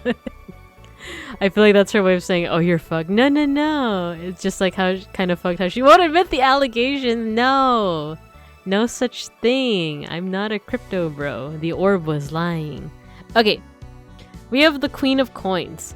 Like we said before with Weidheit's reading, coins typically has to do with material possessions. It can do with, if I don't sleep, then yes, I'll be here. Cool. Coins has to do with material possessions, as well as wealth, as well as wellness. By extension, your job is usually like a part of it as well. And then this is the Queen of Coins. This is part of what's called the court cards. The court is the page, the knight, the queen, and the king. And what's kind of interesting about the court cards is that it could represent either like an idea or a specific person. So this could be like a specific person in your life that might be linked to this. So the queen usually depicts, it usually means someone that is like, represents kind of like all of the positive feminine features of, all the positive features associated with like femininity, right? But also with the extra dimension of materialism or materials. So if we think about this, we think about someone who is like very much well in control of their, for example, their possessions, their funds. She's kind of like holding this triumphantly, this figure. She's also, this is an interesting one because like in terms of origin, I feel like this might be either somewhere in South America or Papua New Guinea, somewhere like that. There's this big serpent around her. This kind of like reminds me a little bit of like Eve from the Garden of Eden, right? Except she doesn't look like she's being like harassed by this serpent. She looks like she's in power. She's holding the coin in her hand and she's like kind of all powerful as this serpent is circling around, but it's directed at her, but not necessarily in an aggressive way. So you might want to think of like, is there any like female or like feminine or like nurturing figure in your life? Doesn't necessarily have to be female, but just like someone with kind of those features that I don't know, is just like in your life or is playing a role right now in your life. So that's one way to read this. Let's see what else. She's also surrounded by flowers which match the color of the serpent. Flowers and greenery, these are usually signs of like growth or like good things coming, you know. However, it is reversed, so let's see what that could mean. It could mean that like maybe there's a female figure or like I said, a nurturing figure in your life that may not be that may not be acting in your best interest when it comes to material possessions, finances, or wellness. So maybe like it could be that she's still holding on to this, right? But it could be like she's holding on to it, but it's not necessarily in your best interest. So that's one interpretation. I'm gonna go ahead and enlist the help of the book. Of the guidebook for this. So coins. Queen of coins. Oh, I think this is Aboriginal. I'm gonna try my best with the name. Waramuru Murungunju. Waramurungunju. This is from Northern Australia, and this is a Gunwingu deity. The Queen of Coins is an eager mother, ready to bring new life. Waramurungunju has traveled the world blessing her many children. She is always moving, loving, and ever practical. She teaches her children how to help themselves. So upright, it's a healer, luxury, being grounded in practicality and movement. Reverse, jealousy, possession, lack of organization, and manipulation. So those are some meanings with reversed.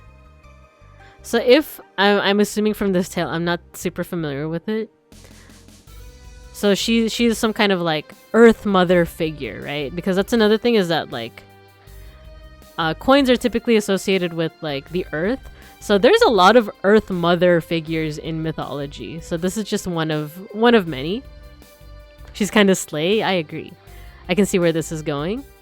Yeah, so like a motherly figure, but and it's said in the wording that like, oh, she helps those who help themselves, or she teaches. It's like that old adage of like, give a man a fish and he'll eat for a day. Teach a man to fish and he'll eat for multiple days, right? So she's the kind of person that like teaches people how to fish rather than just give you the fish. She might put you through like a harder task, but it's good in the long run. So if it's reverse, it might be saying that like maybe she's not doing it for your good. That's kind of like a pessimistic way to look at it. Another way to read it is that like maybe you do have a figure that's kind of giving you the tough love, and you might be interpreting it as like hostility when it could actually be tough love. They're trying to teach you some kind of lesson. That's another interpretation. But a more pessimistic way to look at it is that like, is there a figure that is like kind of hostile and might even be like holding on to like material or might be affecting your material wealth or health in a way. So yeah, let me know your thoughts, because kind of like with Weitheits, I'm very open. Like this one, the meaning isn't as clear as with the major arcana, so I'm down for any alternative interpretations. So yeah. Let me know what you're thinking. Let me know if you have any questions.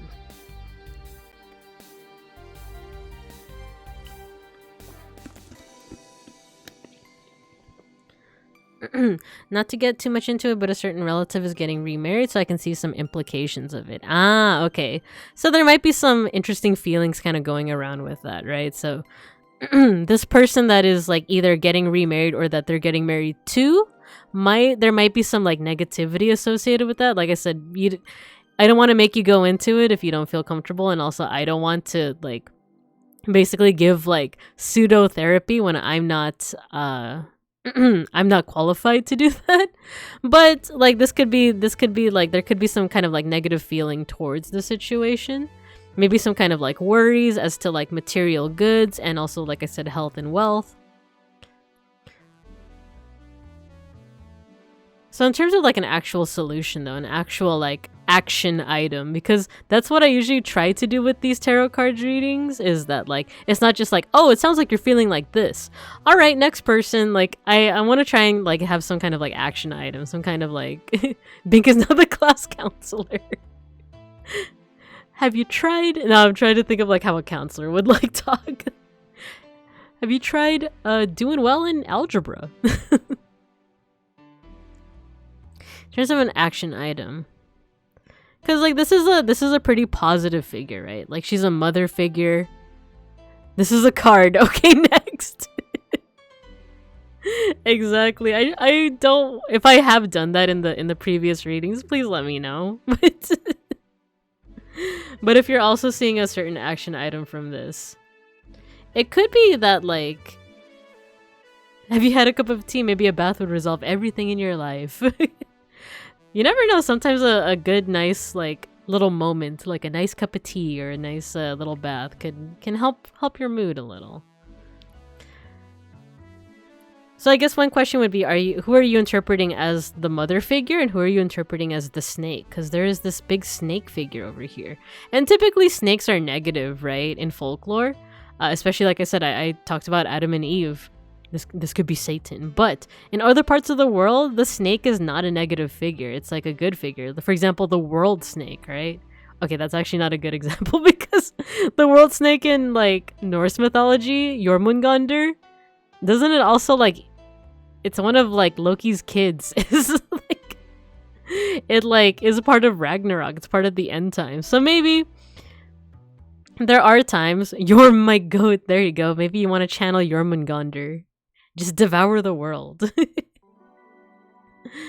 But you could also think about like, actually this could be a good one of like, typically the snake is a negative symbol.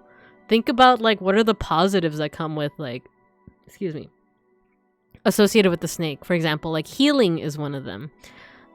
Snakes in the ancient world, people would see snakes shed their skin and they would mistake that as the snake being reborn.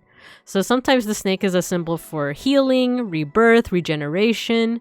So maybe that's something to think about as well, of like maybe there's something that's negative in your life and you might want to start thinking about like, well, what are some of the positives that can come out of this? Have you tried going on walks? What about meditation? Oops, look like our time is up. See you in 2 months. Oh man, I've been wanting to seek out a therapy, not because there's anything necessarily like big or catastrophic in my life, but I feel like I need to take care of my mental health. So like, but the only reference I have for like therapy is like The Sopranos, and that's what that reminds me of, beeplebees. So yeah, that's the Queen of Coins. There might be some negative feelings, but one piece of advice that I can give is like, try to consider like, are there any positives to it? It's good to take care. Yeah. Did my cat just sneeze? Schnackery was here the entire time. He was taking a nap. He just sneezed. Bless you, Schnackery. Alright, so yeah. Let me know if you have any questions, Kuriketta. Let me know if there's anything in your mind about this card. And then I'll take a sip of my water and then we'll go on to Matthew. Getting a therapist in Bear America is tough. Yeah. Truly an interesting card. Thank you. Nice. Okay.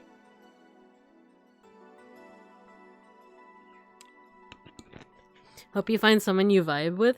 That's the thing. I've never done it before. And yeah, it has been kind of hard to like seek it out.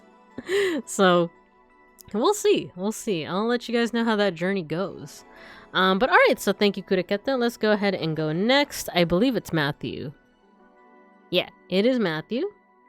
And you know what? I believe after this is Azura. So for now, I'm going to go ahead and close the queue. But people who are already in the queue, don't worry, you're still going to get a reading. I'm just going to close it so no one else can join. Unless someone really wants it, but I do feel my voice going. So, all right, let's go ahead and next up is Matthew.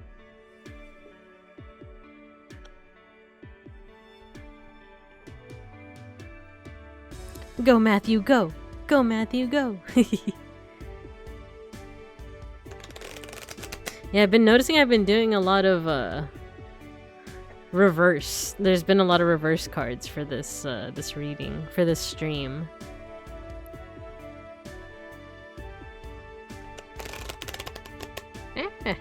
There we go.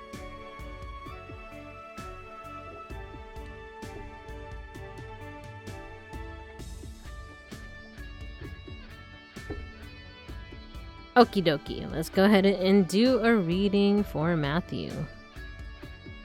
I've asked someone out recently, but they said they're too nervous to meet up. What say you, deck? Okay, so we're looking at a romance reading then. Let's see. I'm thinking something near the top of the deck.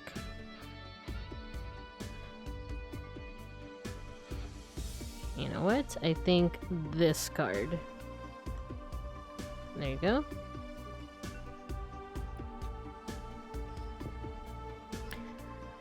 Okay.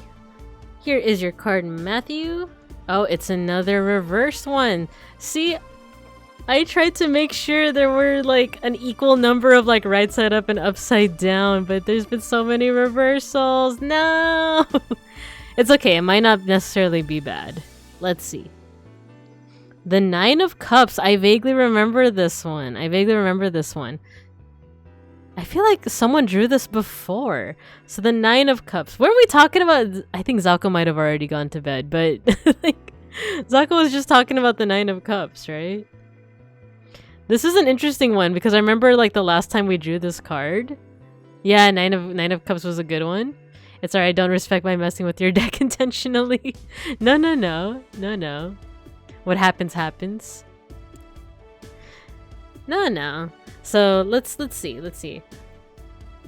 Oh yeah, I'm not messing with my deck. It's just more of like I tried to kind of like equal it out. So with Nine of Cups, from what I remember from the story, there's this prince that tries to woo a woman, and initially the woman actually this is actually pretty good for the cards do not care for your shuffle style. From the story itself, I'll look up the actual story, but like this man tries to woo a woman and initially she turns him down. Zako, I was just talking about you. Did motherfucker get a Nine of Cups? And in the story, yeah, the woman initially rejects. However, he kind of like keeps going at it.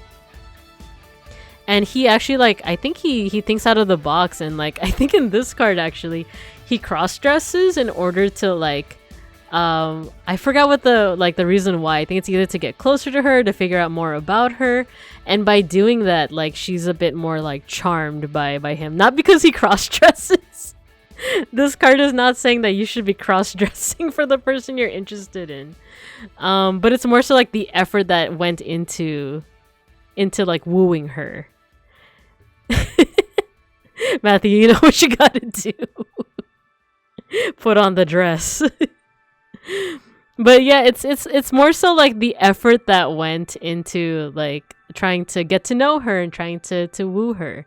It is reversed though, so let's see what that means. We got the Nine of Cups. I think the traditional imagery is a dude with a lot of cups, right? Like, it's time to be the anime girl you were meant to be. Let me look at the traditional imagery for this one. Nine of Cups. Yeah, I was right. It's a dude that's just sitting with a whole bunch of cups. Like, it's... You guys should look up the imagery, the traditional imagery of Nine of Cups is pretty funny because it's really just a dude with his arms crossed and he's just like, yeah, look at my cups. Like, reverse, so give her cups. That's one way to read it.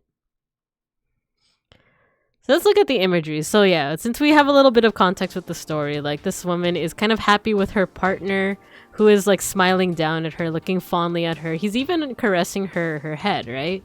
Around them is cups. What I forgot to mention is that cups are generally associated with water as well as emotions and the Hey! Zako, why?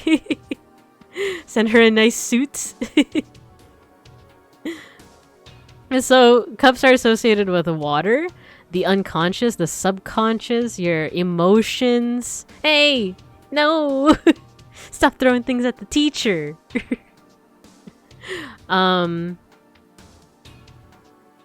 Fluidity, that kind of stuff. That age jump scared me. I'm sorry. Hey. Hey you, everyone crypto ear is distracted. Crypto bear is distracted. Run. No, thank you, Hugs. See, we got some good students in here. She's gonna get confused when she anonymously gets a bunch of cups from Throne. Oh my gosh. Okay, let's check it out. Let's check it out. The Nine of Cups. Taj al-Muluk and the Princess Dunya.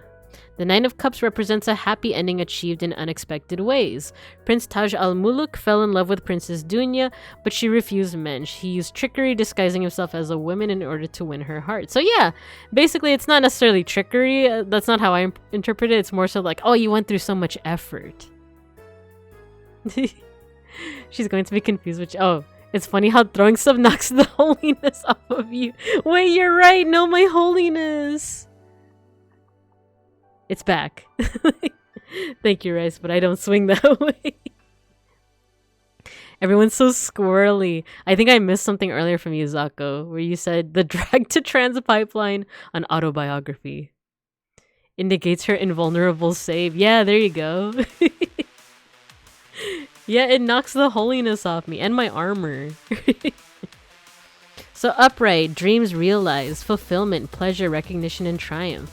Reverse greed, devastation, pessimism, addiction, and self-loathing. So, let's think about the tale.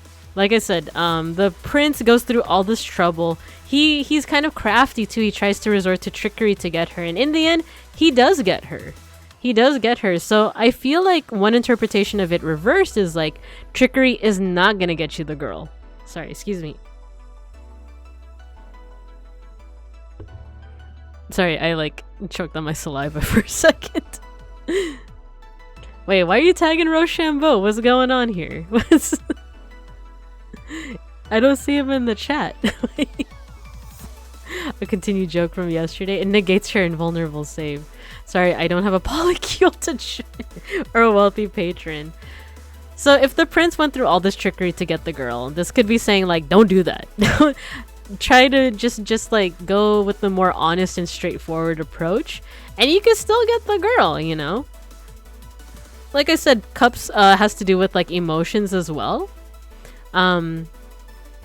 If there's an excess of emotions, usually that can also like scare off some people. So this is, I'm trying to see whether or not this is saying that like it's okay to have that excess or like you should lay off of it.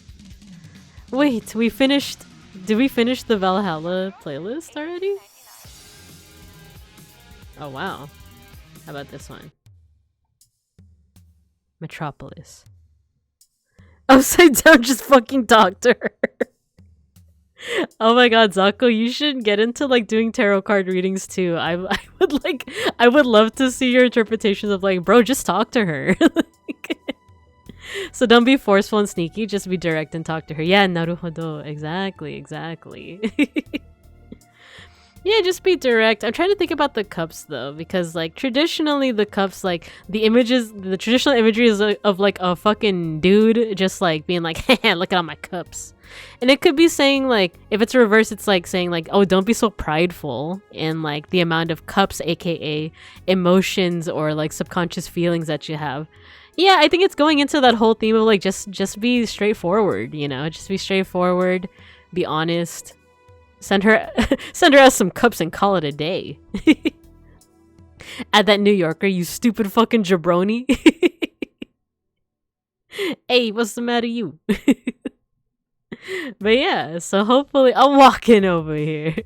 I want to learn to tarot better, but remembering all the definitions looks hard. It takes some time. As you can see from this stream, I haven't memorized every single one. I don't have like a confident reading of every single one of them. It's mostly the major arcana that I'm like, oh, I kind of know what this one means. So it takes some time, and like, don't beat yourself up. Don't be afraid to just use a cheat sheet, you know?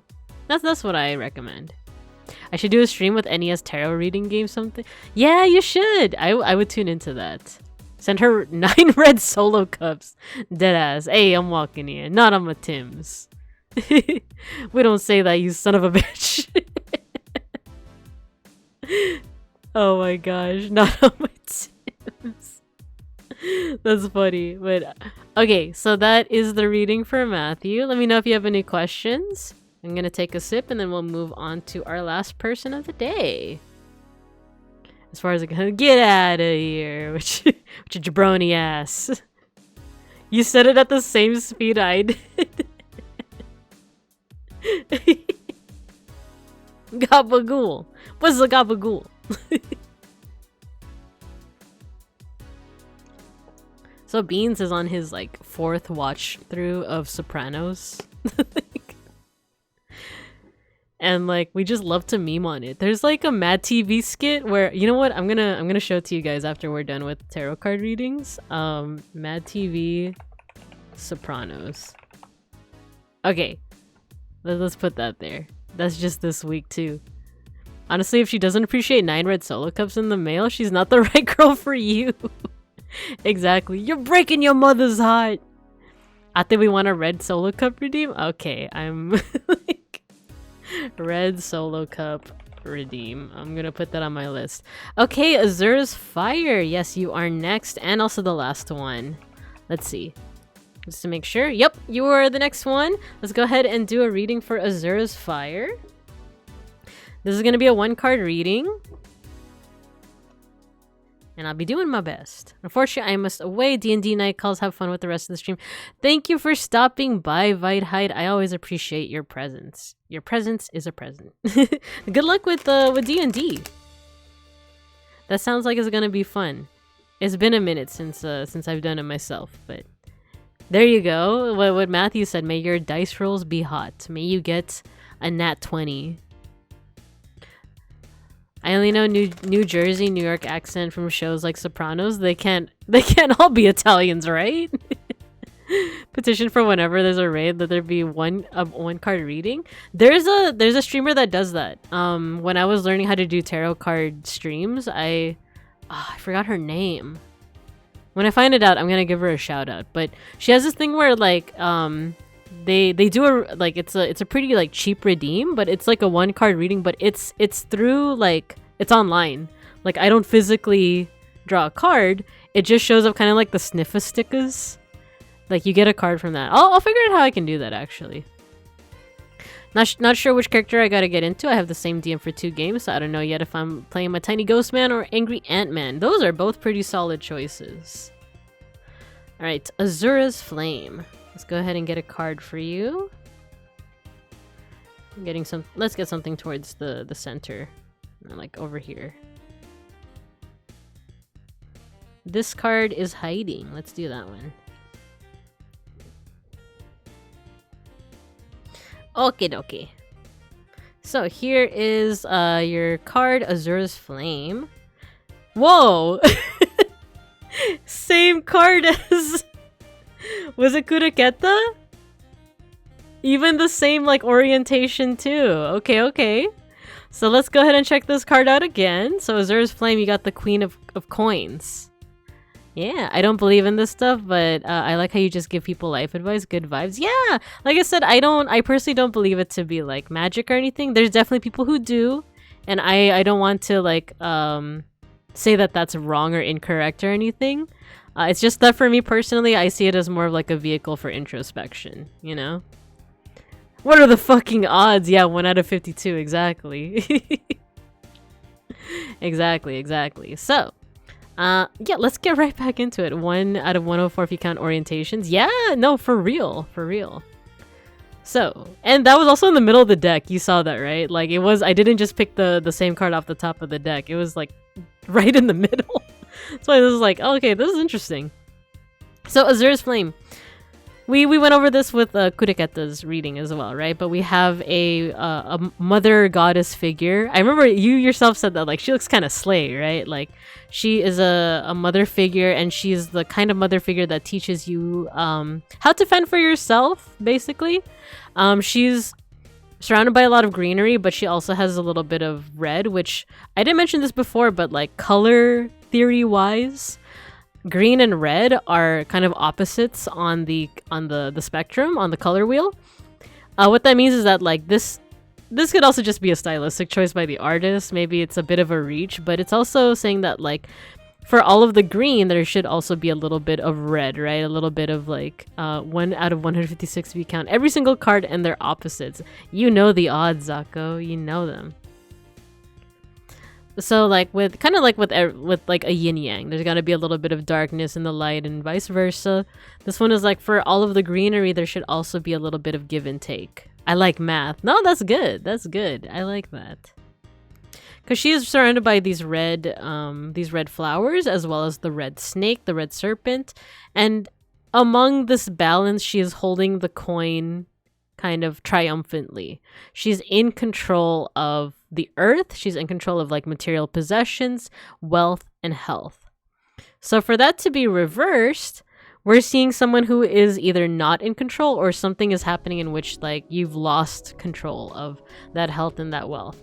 Also, like I said, since this is a court card, it could also represent a person in your life that is kind of giving off these vibes, if that makes sense. So there could be a figure in your life that like maybe they are giving you tough love, or just like the affection isn't there, and you're definitely interpreting it as some kind of hostility, some kind of like negativity. But it's possible they're trying to give you it's like for the greater good type of situation. It could also be that like maybe like they legitimately are just not being great to you. They could be withholding, because like I said, this figure is kind of like holding on to that coin, right? They could be withholding health and wealth from you. Or at least that's the interpretation, right? That's like one way that you can interpret it. Let's take a look. Let's take a closer look at how it looks reversed. Because now, instead of like, her feet are planted very firmly, like one is on the earth and one is on this tree. But reversed, you see a little bit more, trying to decide here. You know what? When it's reversed, it looks very much like another card we drew earlier, and that's the Hanged Man. The Hanged Man is when we drew that card, it was a card of kind of retreating and kind of like taking a break in order to kind of reevaluate things. So that could kind of be the advice that goes with this card, because usually in the Hanged Man, it's a figure that's hanging by their foot from a tree. So it's very similar. So this could be saying that like you might need to kind of like reevaluate. Like if there is a person in your life that is kind of giving this negative influence or these negative vibes, you might need to take a step back and kind of just like reevaluate. Like, is this person actually like a negative force, or am I interpreting them as a negative force? Because like I said, if she's like the Earth Mother that teaches man how to fish, or teaches someone to like fend for themselves, that really could be interpreted as like tough love, and you might not like it in the moment, but it could be better for you overall. You can interpret it as a person in control holding your foundation up. That's another, there you go, see? So I also love when chat also contributes like their interpretations as well, because as you might have noticed, because I read this already for Kureketa, I've already kind of like gotten like certain themes. So having chat also kind of support with like, well, here's another interpretation. I find that super helpful as well. So yeah, exactly as far as it goes said, you can interpret it as a person in control holding your foundation up. And not everyone likes to be likes the idea of someone else being in control of your foundation. So it could be very easy to be like, man, fuck this person. But this could be saying, you know, like, take a step back and like really consider, like, is this really a negative influence, or are you interpreting it as that? Class participation, yes, exactly. I love the class participation. Thank you. But Azura's Fire, let me know if you have any questions. Let me know if this is like, if you're drawing up some alternative interpretations. That's completely fine as well. But yeah, I'm gonna take a sip of water. I'm almost done with my water bottle. Look, it's almost done. After this, we're gonna play GeoGuessr. But we're also gonna look at that Mad TV skit with the Sopranos. But yeah, let me know. Hey, party people. Hi, Beans. That's pretty helpful. Thank you. Yeah, of course. Thank you for stopping by. Thank you for stopping by, and thank you for the follow too. Sippa.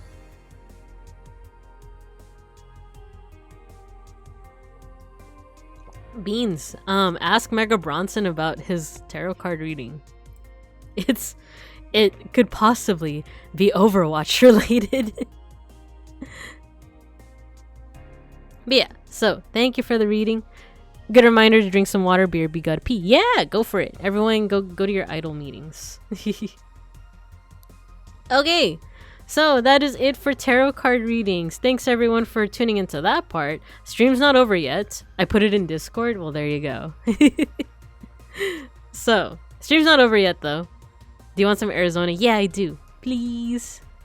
Thank you. Love you. I must slumber, but have a good night. Yeah, thanks for stopping by, Azura's Fire, and thank you for the follow. Thank you for tuning in. I appreciate it. Go Biz Queen. Okay. I got a setup for the next part, GeoGuessr, and just looking at videos. So, what I'm gonna do, I'm gonna go ahead and set that up. But if you guys need to go take a pee break, go for a bathroom break. Don't forget. Should I have an asset for like a hall pass? Oh, Beans, Matthew's also asking for Arizona, so we're gonna need to ship it to New York City. So yeah. Go Biz girl. Okay, I'm gonna redirect to the main. Oh, something fell in the kitchen. How about this? I'm gonna go BRB, gonna check. I don't know if like something, if that was bad or not. I'll be back. Oh, Hux wants one too. Okay, we'll get one for you, Hux.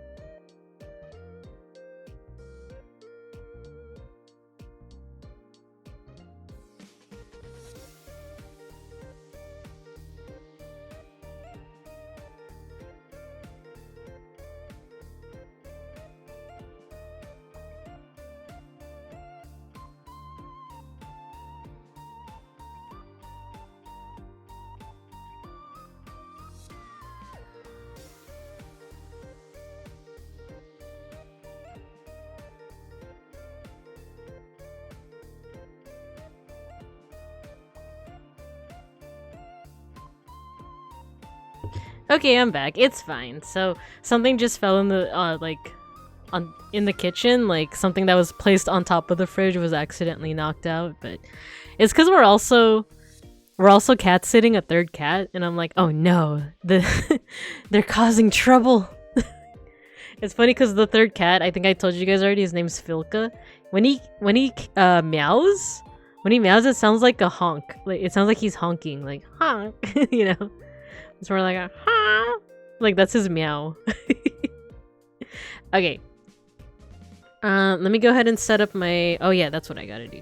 I'm gonna keep it on the BRB screen, but I'll keep on chatting with you guys. Clown cat. Clown cat. I'll keep on chatting, but I do need to set up my third screen, and I need to turn off my webcam. But don't worry, I'm still here. I'm just putting away my tarot cards. Oh, and I should eat my sandwich. I should eat my sandwich. By the way, have you guys gone to I'll make a hall pass asset for you guys, so you guys can Ask to go to the bathroom. Nah, you don't need to ask. You guys can just go to the bathroom. You have my permission. Oh, thanks for following, Coco Bungus. Hello, hello. I don't know why I assumed that you already followed me, but that's such an arrogant assumption to make, right? A hall pass? That's so American. Wait, you guys don't have hall passes? In other parts of the world, you guys don't. Let me go to the main screen. The streamer is arrogant. I'm so arrogant. No. Clown Cat Renyan mentioned. I request a crumb. A hall pass. The hall pass is Skibbity? No! Okay. And get my third screen out.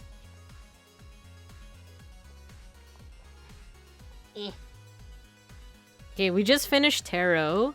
Oh, so I should change the category so people don't come in and they're like, I wanted a tarot card reading, what the fuck?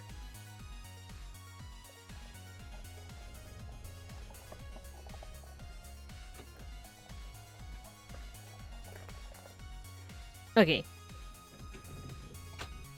I'm just connecting that third screen. Thank you, Beans. Beans got me my my Arizona. He is shipping the Arizona to Matthew and to Hux.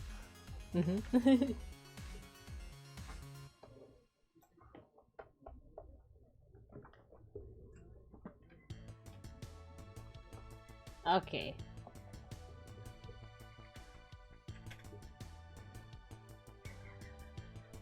Yippee! Actually, let me go to my Zatsu while I'm setting all this up. I probably should have done that. They just shit in place? Huh? Whenever you lurk, you get a hall pass. Like, oh, that's such a good idea! Wait, I like that idea. I'm gonna put that in my, like, reminders. Hall pass for lurk. We had to get our tutor books school schedule signed. Ah, the only countries I know that have hall passes are Japan and America. In Germany, we just asked if we could go to the bathroom. Why hall pass? Oh, you know what? That's a good point. So I think when I was in high school, our hall pass wasn't even like sometimes it was either a clipboard, but when I was like a senior, or sorry, like in my final year, they started doing this thing where it was like high visibility vests. Basically, like you had to be wearing the vest in order to be like out of class to differentiate yourself from like someone who's ditching class. So I think that's why people had hall passes, because it's like, oh, are you actually like on your way to go to the bathroom or are you ditching? You know, because you know, like America's just so militaristic with that kind of thing. So did y'all get the Zona? Yeah, so Beans is asking, did you guys get your Arizona iced tea? You should be expecting it in the mail soon. Who's shitting in place? Which one of you is a crinkler? That sounds so... The fuck? Special clothes for permission to shit? Yeah, it's to differentiate you from the ditchers, or the people that are ditching class. But I don't know if people still do that. Because I remember even when I was a senior, people wouldn't even wear the vest. They would hold it... like, they would just hold on to it.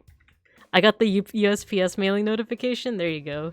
You eated the bottle. Yeah, it's one of those things that, like, when you think about it, this is kind of this is kind of weird.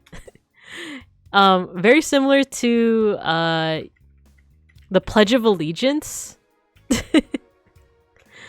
I remember, like, I forgot the Pledge of Allegiance existed until I started working the job that I have, and I would go to different schools, and then every morning, we would do the students would do the Pledge of Allegiance, and you're expected to like stand in place. Like if you're walking from one class to another, you're expected to stand in place and do the pledge. And then if you're in class, everyone stands up and does the Pledge of Allegiance.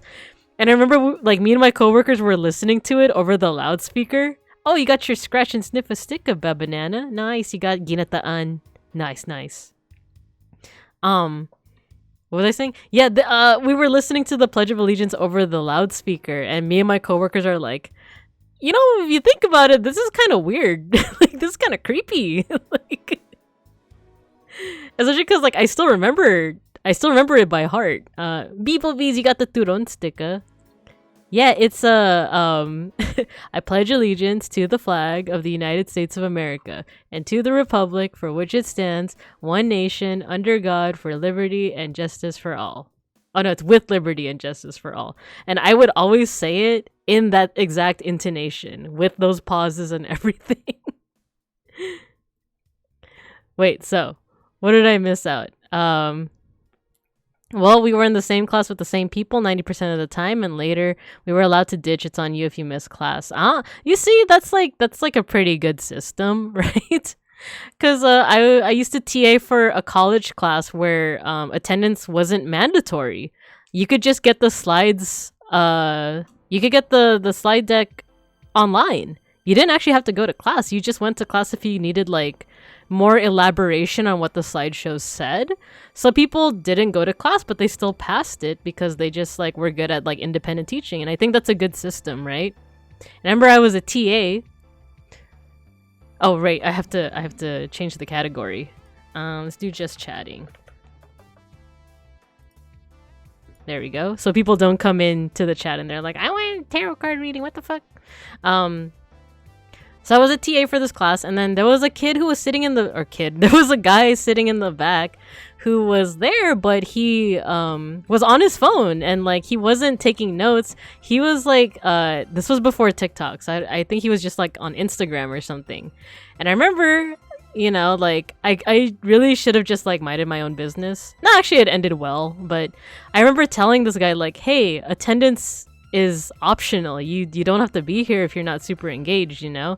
And at first he got kind of mad. He was like, man, I'm just trying to be in class. I'm just trying to do what I need to do. And I was like, no. Like, yes, you can go home if you want.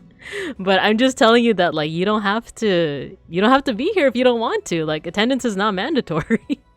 And it's up to you on like if you want to be here to listen to the lecture or not. So like you can if you want. And I think eventually he calmed down. And we just had like a good conversation about like, oh, well, thank you for looking out, blah, blah, blah. Like, I just would rather be here than like in my dorm room and stuff like that. So that's that story. Not really much of like a dramatic ending or anything, but it was just like a peaceful little like, oh, well, I see your point. I'm going to stay in here anyway. The two known countries that pledge, America and North Korea. Honestly, the pledge is kind of weird. I don't know.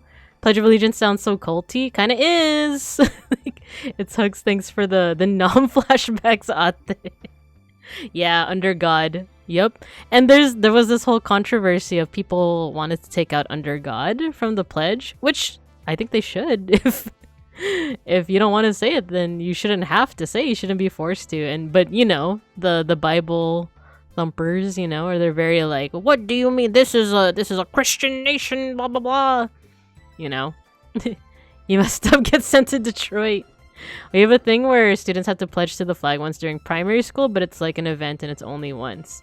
That's what our teacher said as well. When you're in university, no one cares if you're in class. If you miss class, you just have to deal with it.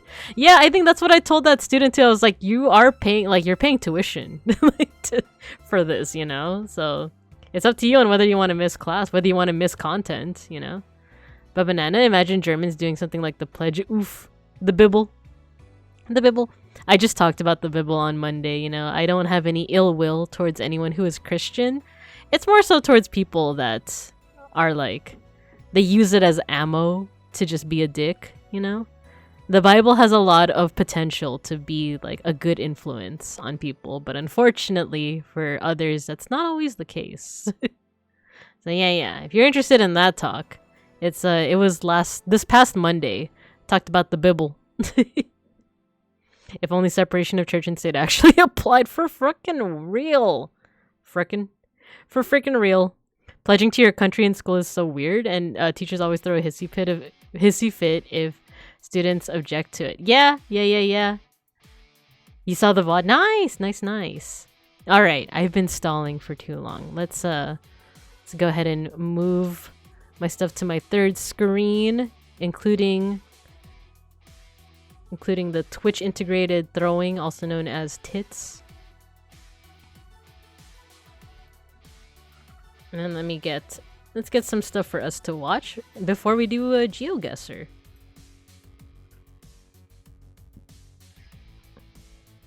Okay, give me a second. No wonder. No! Hey! Why are you throwing stuff? Kuriketa. Third screen rich kid. No, it's like a flat screen. Or it's like a, I don't know how to say it. It's like a portable thingy. It's not a fancy one. But I do, it's helpful for streaming. It's something that I can set up and break down very easily. Ah, okay. We talking about Michael Bublé? No, actually. Yay tits. A tablet. Yeah, kind of like a tablet, kind of. Okay, main screen. Let's bring out the projector.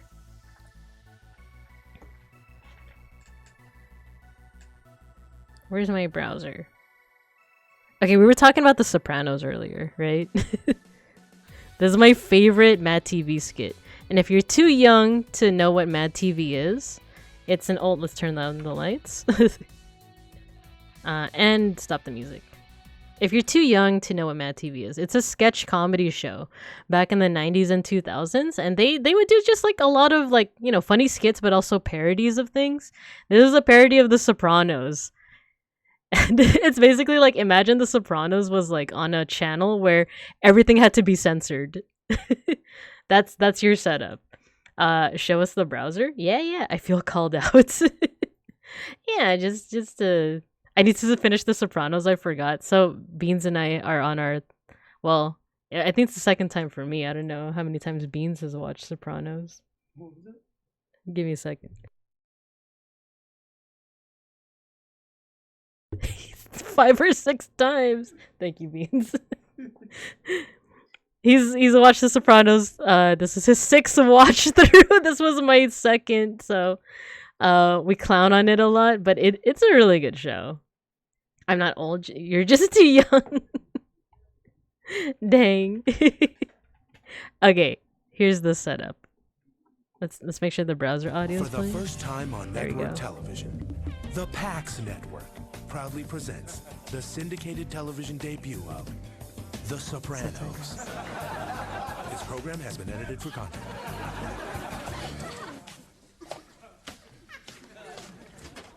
The animation domination. Who ate all the gabagool? No more gabagool for you. The doctor said it's bad for you. I don't give a The censorship. You know what? I don't need this. You want some gabagool? Why don't you get it from one of your little Russian who? Tell you what, why don't you stop breaking my ball? Let's talk about your anger towards your mother. Anger?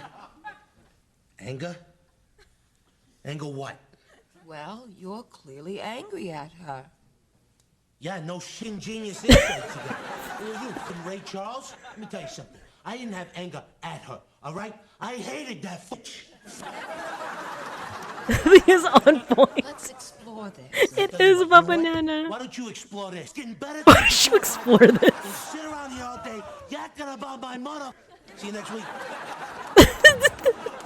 Wait, that part like kills me every time where he's like mad and like angry, like, why don't you explore this? And then see you next week.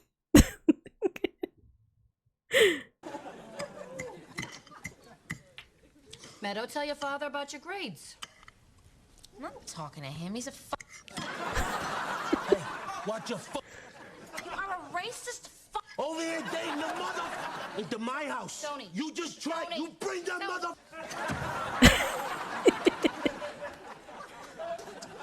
Well, I hope you're happy. Where's the gabagool?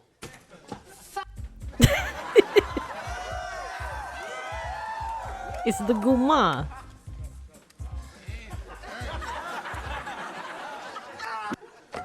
Tony, please, give me a chance. Don't do this. Shut up, you miserable piece of sh**. What's the matter with you, huh? You think you can He was a made man! You rat! Can't even look at you. Can't even look at you. Take him out, big pussy. Pleasure. They can't even say his name.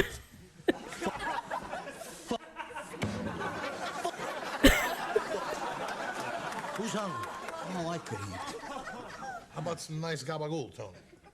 Puss! We don't got any gabagool, okay? So shut the All right already. What do you gotta break my bull? Come on with you. Tune in next week from 9 o'clock to 9:03 for another. Not from 9 o'clock to 9:03. Not the hour-long episodes being dialed down to 3 minutes. Time to rewatch the series again. Can't even look at you. Me and Beans quote that like on the daily. Like whenever our cats just don't want to like look at us, we're always like, can't even look at you. I like that everyone's just like, this is so on point. Yeah, it is. It really is, because like each scene is like really based off an episode. Like there is like he goes to the big thing is that like he, for anyone who's never seen The Sopranos, he's like a part of the mafia, but he goes to therapy because he has like essentially a panic attack. So it's not about necessarily like the start of the story, the start of the hero's journey, so to speak, isn't him as a mob boss. It's him going to therapy after like years of being like in the mob, you know? And it's like, you know, him having to like open up about these feelings, but he also has like a lot of toxicity, like both in his life and in himself. So it's just, it really is like a good show, but because it's like kind of old, and because like people assume like, oh, it was back in the 90s and 2000s, like people didn't talk about this stuff. And it's like, they did though. They did talk about this stuff. They talked about mental health, they talked about like LGBTQ like issues, they talked about like, I don't know, any kind of like conflict that is still going on. They talked about it. So it's a really like, I would say it really is like a good series, but like each of these actually does follow like a plot point in the real show. Like I think this one where he says like, don't you bring that guy into my house, I think it's referring to like when she was dating a black guy, and like he's just straight up fucking racist. So like there's that, and then like him going to therapy, anger at his mom. And then I think the funniest part is there's a character whose name is Pussy. Like I think it's short for like Pussaminjano or something. But like everyone calls him Pussy, so the fact that he can't even say his name, it like cuts out before it says Pussy. I think all these is based off like, this is Christopher, this is Polly Walnuts, this is Pussy. Let's see, the therapist with that voice. Why don't you tell me about you? What the fuck are you saying? I'm gonna put I can't go around looking like a This was right, wasn't it so on point? I started watching it recently for the first time, and yeah, it does. It holds up really well. I like it. Uncle Pussy. Yeah, the kids would call him Uncle Pussy. That's right. Say for the episode where they had to stitch together another. Yeah, the yes, Baba Nana. I remember seeing that episode and seeing how uncanny the stitching was.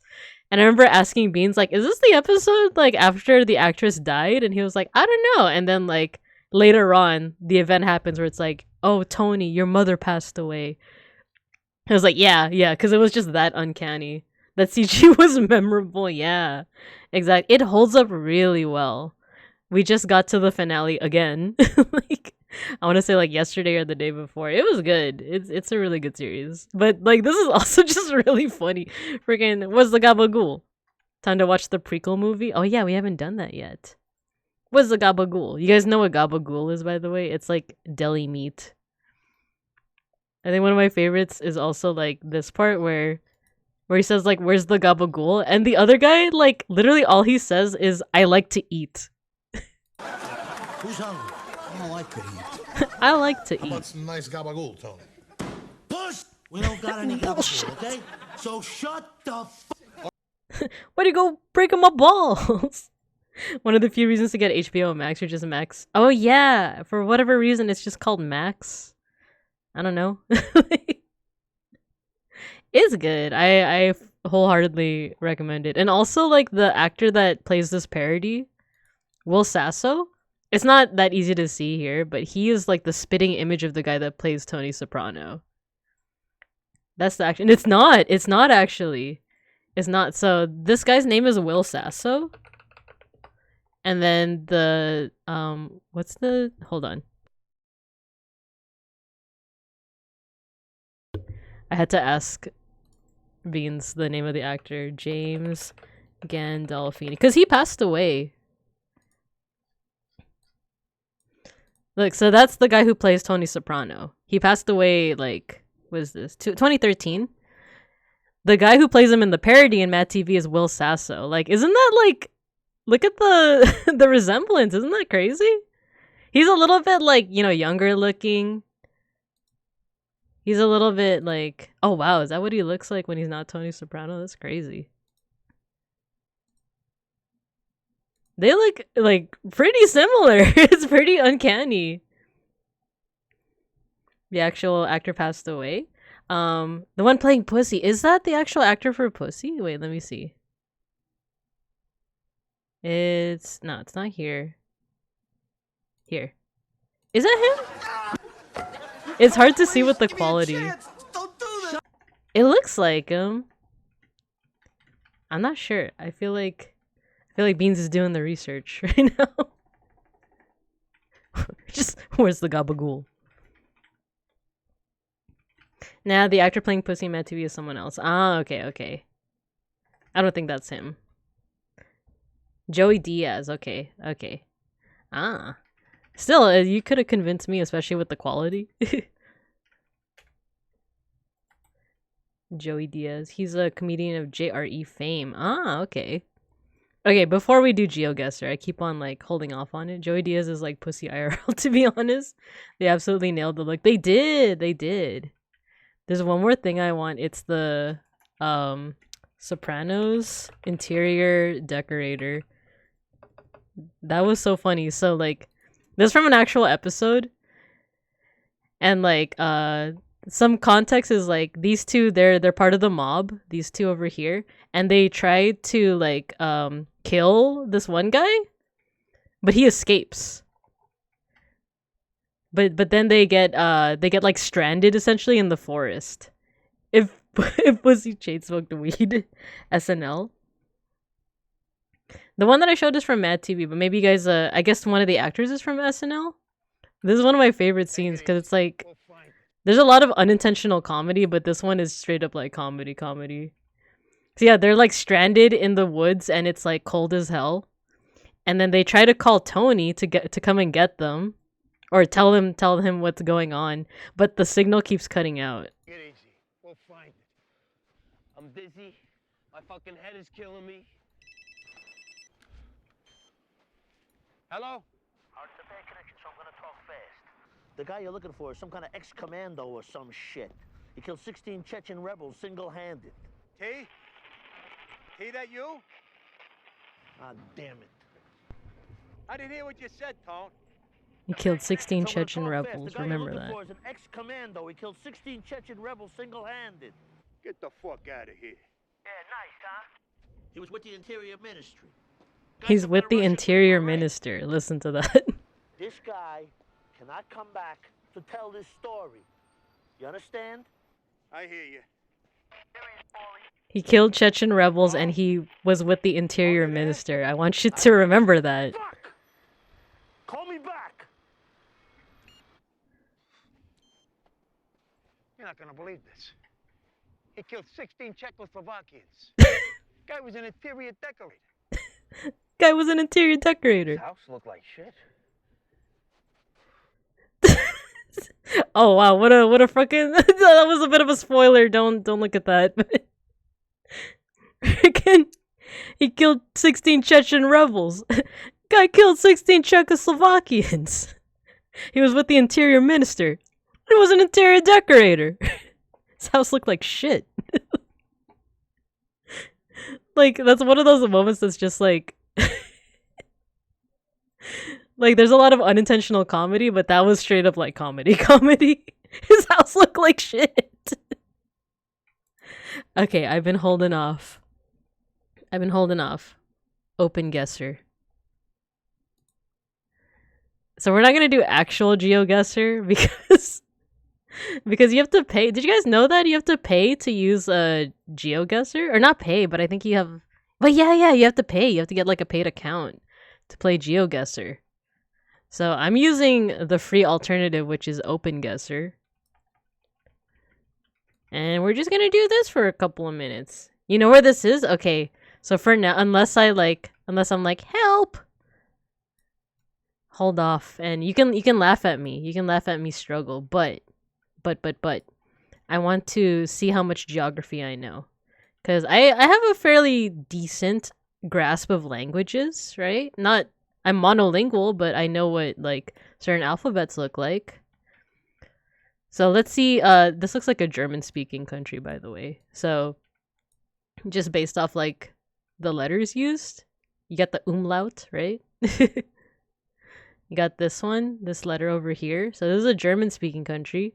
So let's see what kind of context we can get. I feel like I'm also decent with flags. However, no, that's not a flag. I was gonna say like, is that the Ukrainian flag? But no, if it was Ukrainian, there would be like some Cyrillic writing. This one is easy. Yeah. Wait, is this capitals? Okay, it's capitals. I put it on easy mode. Yeah. That's a European country for sure. Yeah. So yeah, look at, so it has that like shape. I think is that an S for the German speakers? Is that an S? Bistro and Mer. It would be easy, but the thing is like there's multiple countries that speak German, right? Because I remember one time I got one that I was like, oh, this is Berlin. And it was like, nope, Austria. like, oh shit.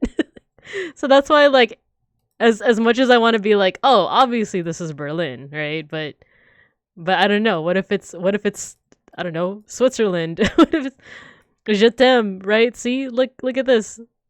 Wait, that says Berlin, right? Like, I'm thinking maybe we can go ahead and say that this is Berlin. It's pretty though. There's also a good. Oh wait, let's put on some music. Unvoiced unvoiced ass. I read sassy too quickly. The landmark in the sky.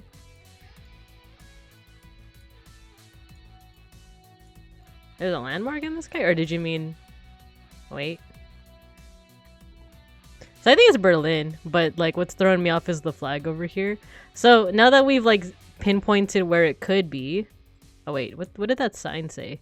Now it's up to like, because I don't know the city itself, right? We're gonna have to like, we're gonna have to look at the streets and try to find it. And it goes through like a river/canal. Yeah, you know what? Let's just go ahead and try it out. So Germany is right here, Deutschland. One thing about OpenGuessr, I don't know if it's the same with GeoGuessr, is that you also have to know a little bit of alphabets, because look, if we go to like an area that uses Cyrillic, it's not in Latin, it's in Cyrillic. So luckily I know how to read a little bit of Cyrillic, but also luckily Deutschland, wait, where's Berlin? Here you go, is in Latin alphabet. So now it's just a matter of, okay, here's a river. The street was something like Inter something.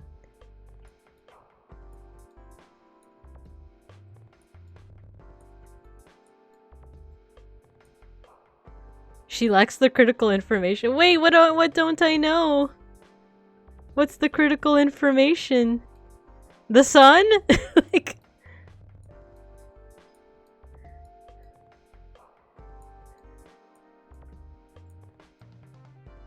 speaking the language would help in this case? I don't know it? Is it this? I don't know what that is actually. Are you talking about this thingy? It looks pretty monumental. It looks like a monument. Make your guess, we'll tell you afterwards. Should we tell her? Yes? I am confusion. Should we head over to it? Is it that like this isn't on the river at all? Wait, where'd I go? Where'd it go? Is this like, am I getting tricked? Is this like it's not Berlin, it's like, oh no, it's Germantown in Washington DC. Don't go over, it's not gonna help you. Okay, let's restart.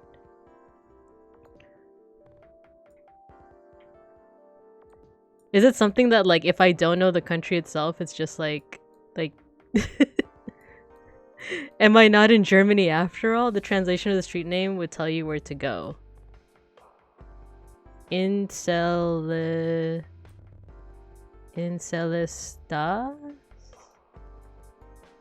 Oh, it's this. It's this one.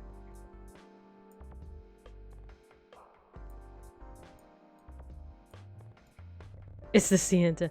It's Tokyo Tower. Strass. Incel Strass? Okay. Oh, wait, there's multiple rivers. Uh-oh.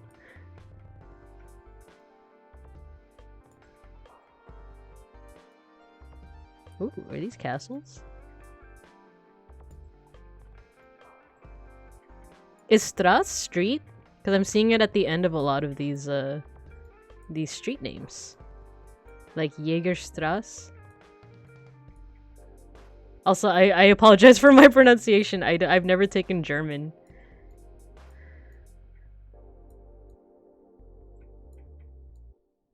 Ah, it's street.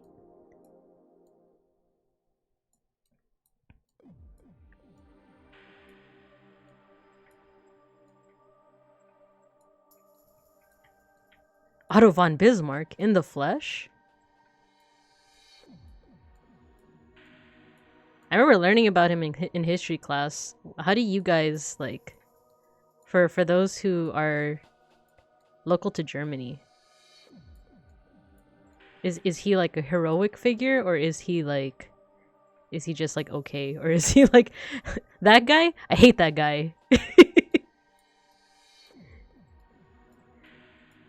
Or I guess would it depend on your politics? Because like you could ask that question about like George Washington, and it's like, oh, if you're like a patriot, if you're like right leaning, it'd be like, yeah, he's an American hero, blah blah blah. And if you're like talking to someone who's like more historically and or left leaning, or like a historian or something, like they'll be like, yeah, he had some like anger issues.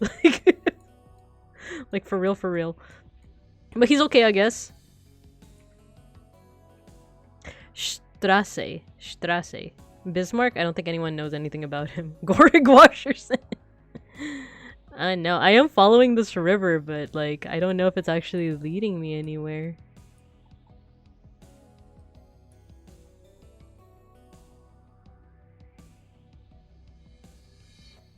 Wait, let me take a look at these other streets.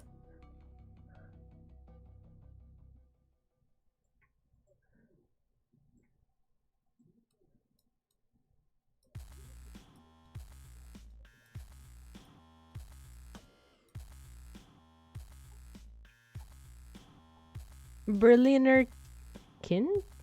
Like kids? What does incel sound like to you? Like knee-jerk reaction, like the slang incel, but if we're talking about like if there's some kind of root in there, so like insular, like within.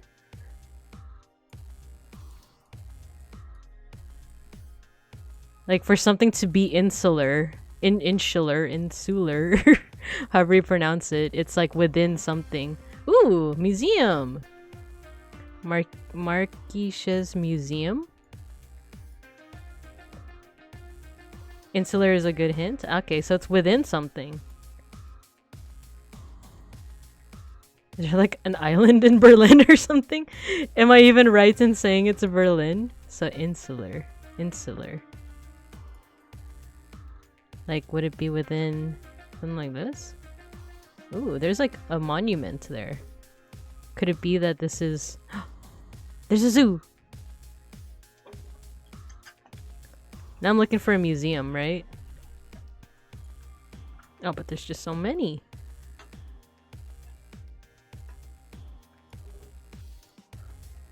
Sigismund.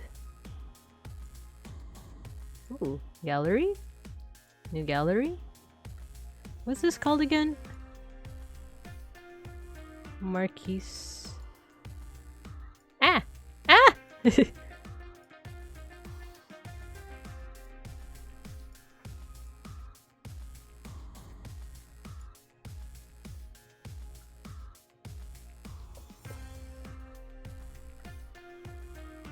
You didn't realize the time? What time is it over there right now? You guys got Legoland? Sick.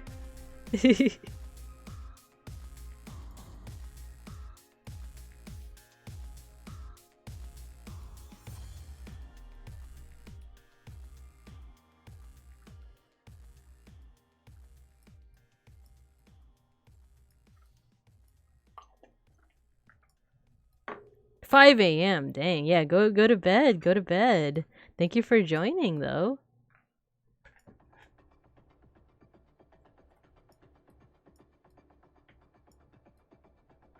Oopsies. I appreciate you tuning in, though. But yeah, get some rest. Get some rest.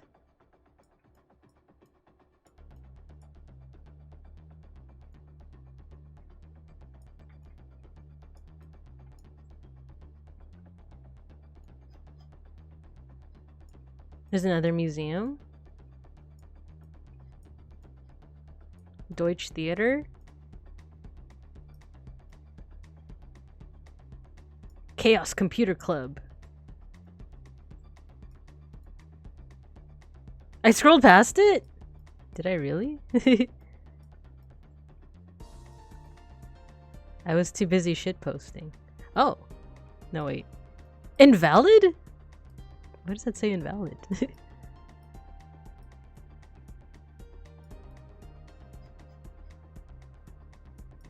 Just curious, is this the word for alley? Like the A-L-L-E-E?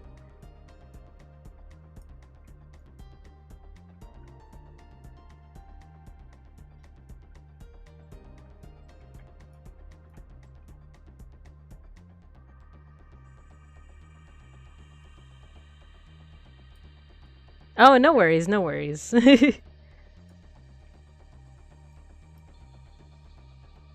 Oh, alley is... Oh, okay, cool. See, I'm learning, I'm learning.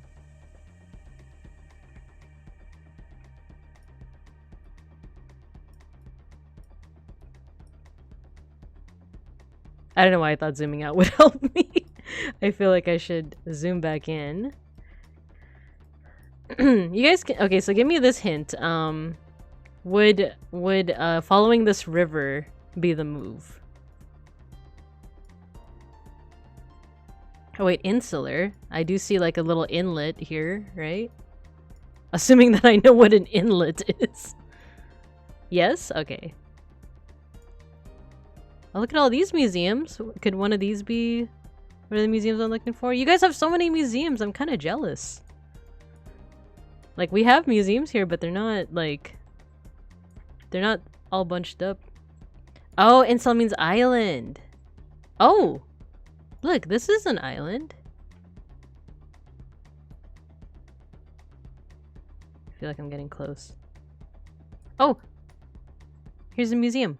Okay, let's restart. The museum is over here, right? It doesn't say oh, here. So, like, I want to say here? Guess. 44. So I was pretty close. I was pretty close. There you go. Literally all I know about this city is the monument. Oh yeah, so what's that monument? I'm curious. But yeah, thanks for the help. Yeah, so okay, so now I know that incel means island. Yeah, because I looked for the museum. This one. Marquisches? Oh, Berlin Tower. Okay. I knew it from the monument and the BSC graffiti is... So what is BSC? Is it Berlin something something? Meanwhile, I'll start the next round. Okay. What can we see here? The cars are on the right side of the road. What language? I'm not seeing any language so far. Ooh, look at this dapper guy. That's not what our signs look like. Berliner Sports Club. Oh, football club. Nice. When you say football, is that what us dirty Americans would refer to as soccer? Ooh, what's this? So, this looks like a Romance language, but it's not Spanish. So it's maybe Portuguese or maybe even Romanian? I need some more hints. Ah! No! Paz. De preferencia aos pedestres. This, I actually don't know enough like Portuguese or or Romanian to really know. It looks like Portuguese. Or is it Spanish? Like, because I don't know, it has like... It has the like wiggly... Oh, it's not wiggly. Is that Portuguese? Oh, zoom in on the language. There you go. That's French? Oh, it's Portuguese. Okay. Oh yeah, so it is soccer. Cross with style. You have to cross with style. It's the law. Okay, so if we're thinking about Portuguese-speaking countries, there's Brazil, there's also Portugal itself. But there's also, like, those are the two main ones, right? But I'm pretty sure Portugal also had, like, a sizable empire, right? So there's, like, countries that I'm not super familiar with, like, is Suriname? Is that, like... See, I already forgot. Brazil! Yeah, so this could be... Wait, this is pare. I know that probably means stop in Portuguese because it's a stop sign, but in Tagalog, isn't it like oi pare? like your buddy? Oi pare. Spanish only has the wigglies over the N. Yeah, the enye and the accents on some vowels. That's where you stress the word. Yeah. I know a teensy bit of Spanish because I'm native to... Okay, so I call it Los Osos, but I feel like with enough context clues, you can figure out what city I'm from. But I call it Los Osos. It isn't actually Los Osos. But I'm a native to a spot where a fair amount of the population speaks Spanish. So I know a little bit. I also took 3 years in high school, but that was in high school, so I forgot everything. Armenia. Is BR short for Brazil? Brazil. Capital of Brazil.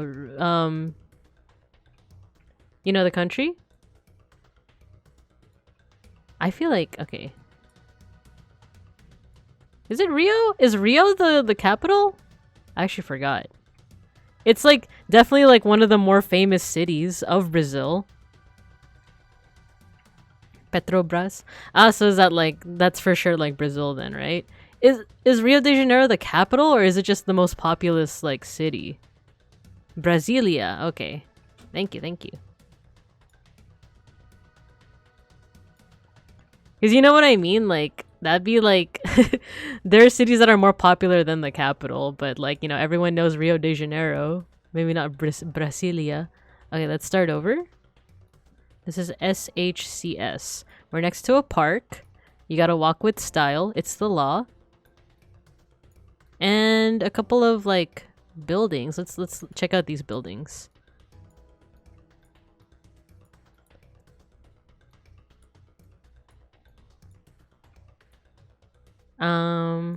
This is a university or maybe some office buildings. We got some graffiti. I need to know what buildings these are. Oh wait, nope.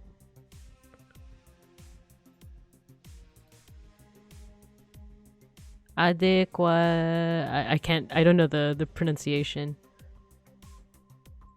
Yeah, this is a little too different from Spanish for me to understand. Okay, but let's do our best. So it's... Are all the streets labeled like this? Like they don't have like names? They have like numbers? That's wild. Never watched I Know What You Did Last Summer? I don't think I did, and if I did, I was a kid at the time. Not a kid, but I don't... I more so remember movies like Scary Movie.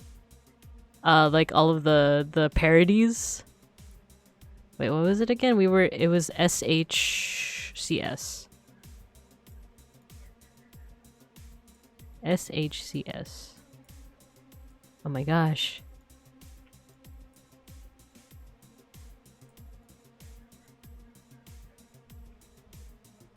SQ, does it go alphabetical? SQ, SG. Ugh.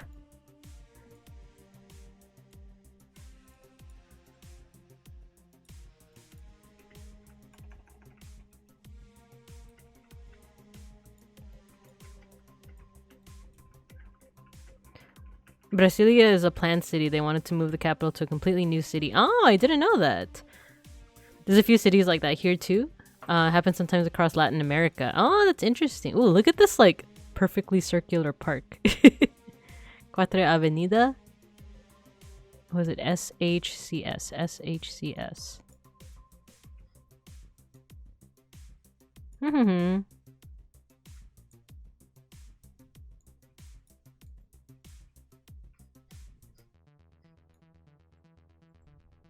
SHCS. SHCS. Where is it? See a lot of SQ. This is giving me university vibes, you know, but let's see what's here. New China. Little camel.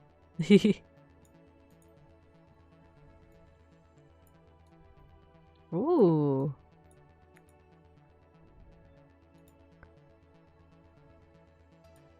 Or bark. Or Boparque, as they say in Brazil. Brazil. Okay, so we got some freeways, or I'm assuming these are freeways. The 105, the 305, the 106, and the 306. Is it true that when you guys say, sorry, this is gonna really narrow down my location. When you guys say freeways, do you put the in front of it? Like, oh, the 13 freeway, or the or do you just say like, oh, go on 13?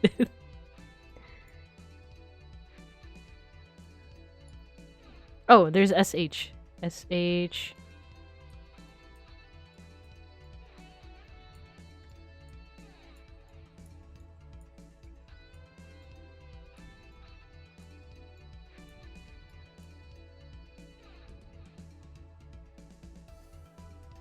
What language are you asking about? Oh no, I guess like any language. I guess like, is there an article in front of when you say the freeway name?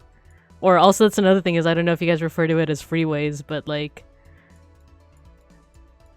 cause like in where I'm from, like if there's a freeway that's just called like let's say like, you know, Route 66, you'd say like go on the 66, you know.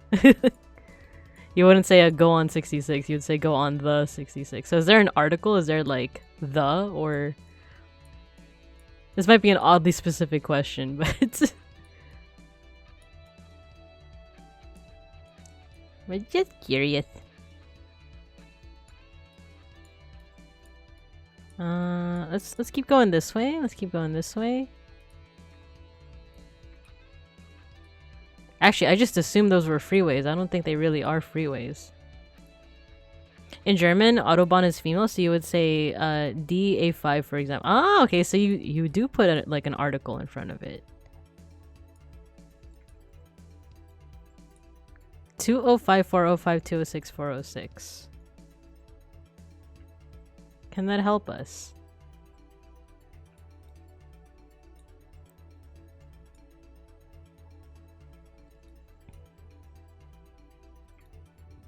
Oh yeah, wait, what was it? 205, 405? 206? Okay, I feel like it's somewhere here.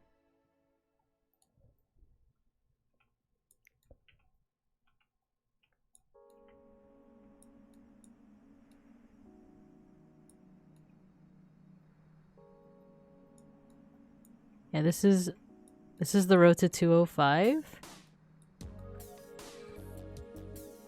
Oh yeah, look. It like goes into a loop-de-loop. Kind of like these.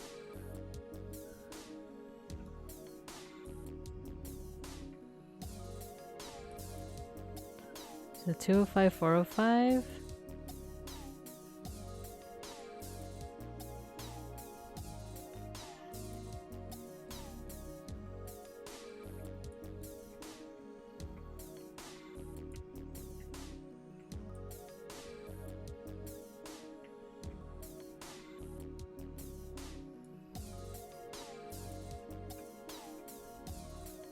I feel like we should stick to this. We should stick to this, right? Like,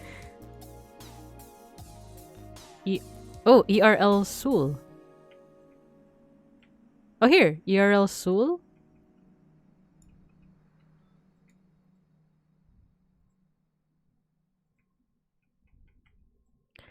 The thing is, okay, so if I just put myself as here, is it tracking where I'm currently at, or is it tracking like my starting location? ERL Seoul on the way to the 205 to 206. Let's just guess here. Let's guess here. Nice, okay, not too far away. Not too far away at all. Oh, so it is my starting location. Okay, that's fine. That's fine. Same in German. Die Straße, die Allee, but der Weg? Pedestrian alleys? Not sure what the translation would be. Pedestrian alleys. I think it would just be alleyways then. Yeah, okay. Let's do... Let's do one more round. We're at the 3-hour mark. We'll do one more and then we'll call it there. This is fun. Ooh, this already looks like a Spanish-speaking place. So, Godofredo Garcia? Wah. Okay, let's see this building. Seguridad Ciudad. Yeah, so this is Spanish-speaking. San Isidro. Uh-oh. I know that's a saint. I know that's, but I forget, like, what city that would be. Wait, flags? Please. I'm begging. Put the flags up. Okay, there's red and white, but we don't know if that's, like, a city flag, or if that's, like... Oh, wait? Damn it. Like, this isn't enough information. Punta Negra... Are we near the ocean? Did it freeze? Oh, I can't go further.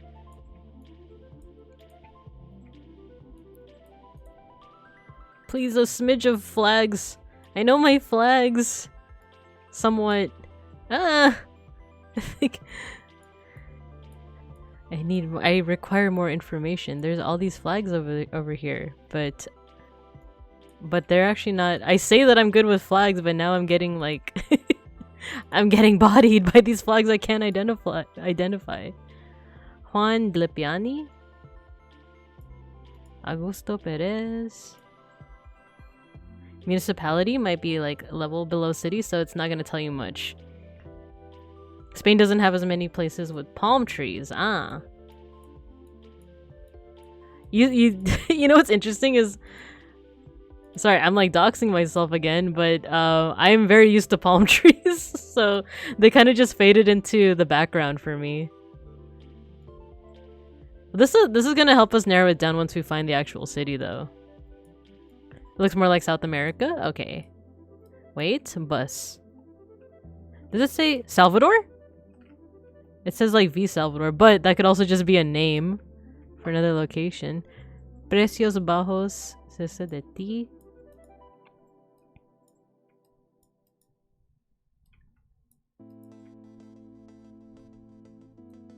Okay, I'm going into like a more residential space. Let's go ahead and restart. There was a flag! No! I missed it! I missed it! Should I go back? It was this direction, right? Oh, never mind, it wasn't. Cause this red and white flag is everywhere, but I don't know if that's the country flag or if it's like just the city flag.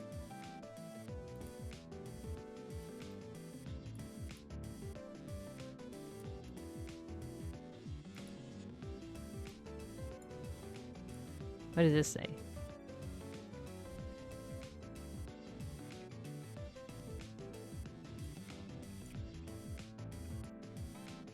Oh, it is the country flag. Okay. So I don't know my flags as well as I thought I did.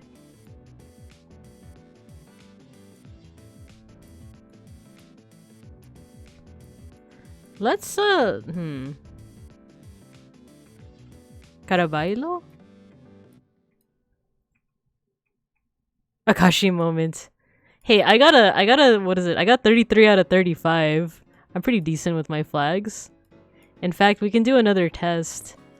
But Banana, do you have the quiz that you were gonna send Akashi where it was like you have to enter in the names of the flags? I feel like I could I could somewhat flex my knowledge on that. Ah! Why did it do that?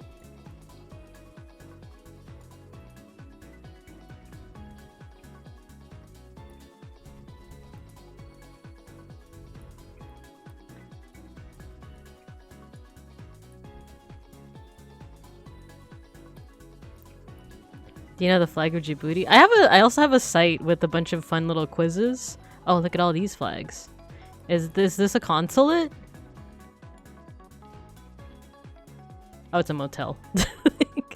Well, that's the Spanish flag. The blue one is Argentina. The red, white, and green is Mexico. I think this one's Colombia. Like this one right here in the center. Let's try. Wait.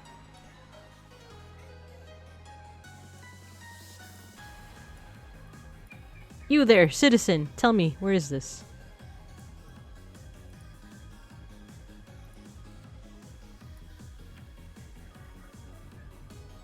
What does this truck say? Wait, what's this say? Okay. Parroquia Medalla Milagrosa? Don't know what those words mean.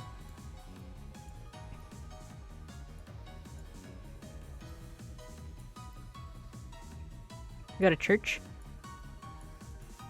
You got an iglesia? I love you! I love you too, random citizen. You'll put the link on Discord? Cool, cool, cool.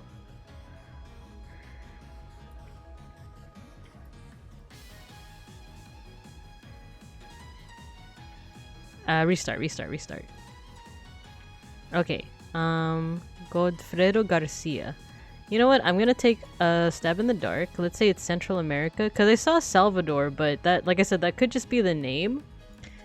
El Salvador. What is the? Oh, I don't actually know the capital though. What sounds like it could be the capital? There's a Berlin in El Salvador? That's crazy. Parroquia is like a small church. Ah. There's a Filipino artist named Parroquia ni Edgar. So I guess that's what that means. Wait.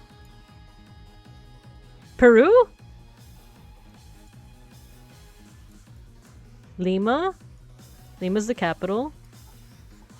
San Isidro? Where is San Isidro?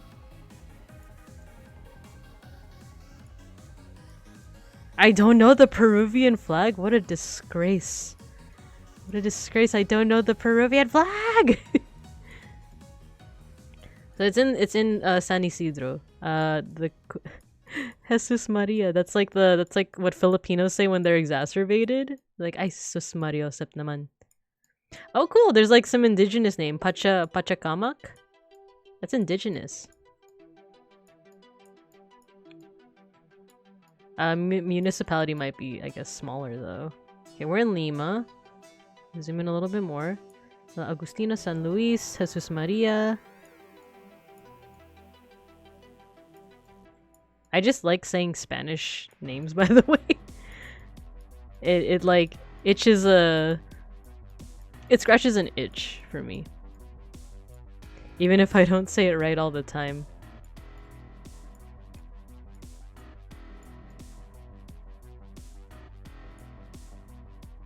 7,000 flags, so like Gerard's full name. Oh my god, you're gonna have to put it in the chat. I would be down to read it.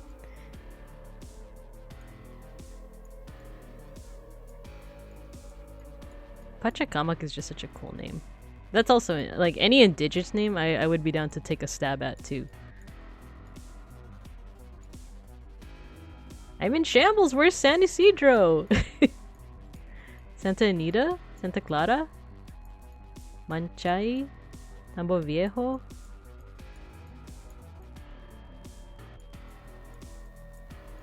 San Antonio?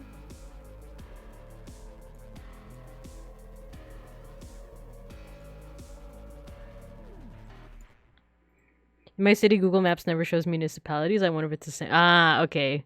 Okay, here we go. Gerard Tirelias Rexfordias, Jr., Senior Esquire Hunedino, the second de Silva Amadeus Batumbaca de la Cruz del Monte Falco Dalisay Cardio Menudo Montemayor Manaloto II, son of Gerard Tirelias Rexfordias, Jr., Senior Esquire Hunedino the first de Silva Amadeus Batumbaca de la Cruz del Monte Falco Dalisay Cardio Menudo Montemayor Manaloto the first.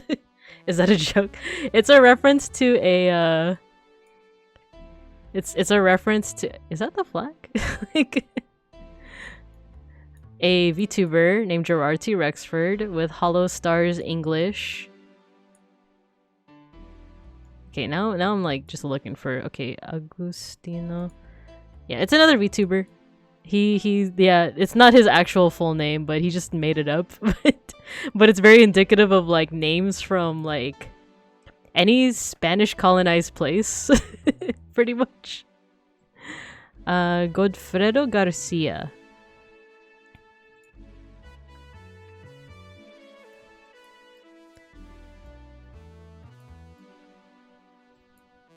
Oh, that's the flag. Okay.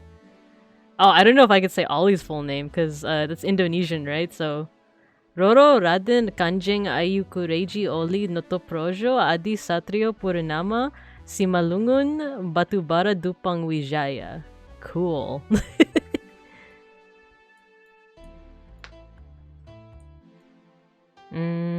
Avenida Cuba.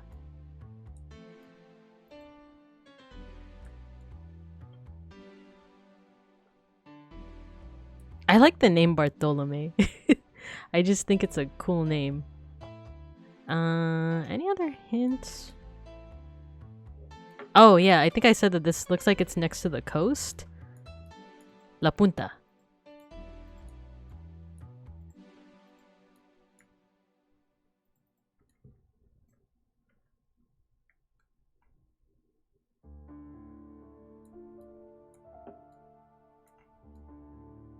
I already forgot the name of the street that we're on. Godfried Garcia. So I think we're close to the coast. But the question is, are we gonna have to like comb the coast?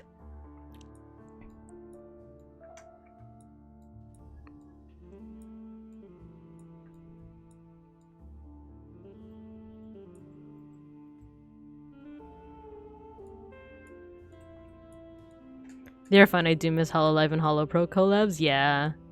The tip. Just the tip.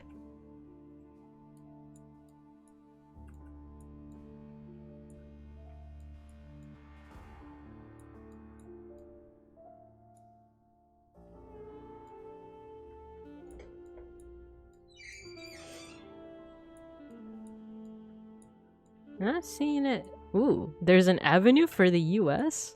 Crazy taxi. I'm getting pretty close to giving up and doing the flag thing.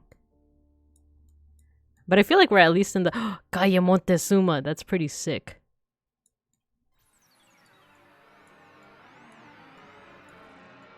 But at least I feel like we're in the right country though.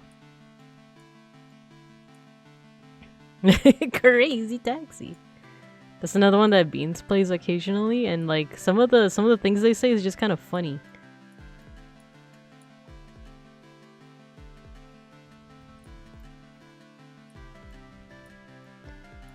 Get ready to make some crazy money. Here we go.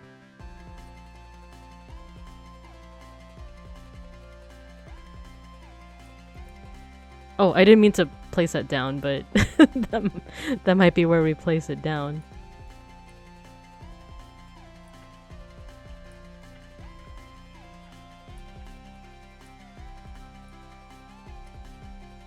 And give myself one more minute.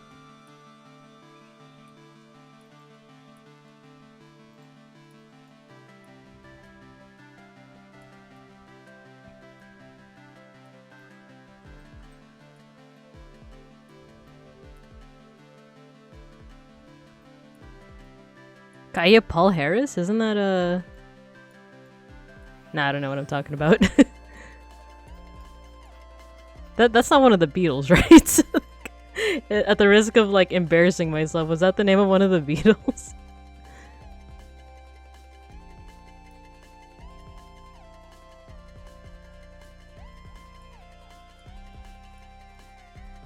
Alright, I think I'm just gonna give up, but I think we're at least like in the same country. Hopefully.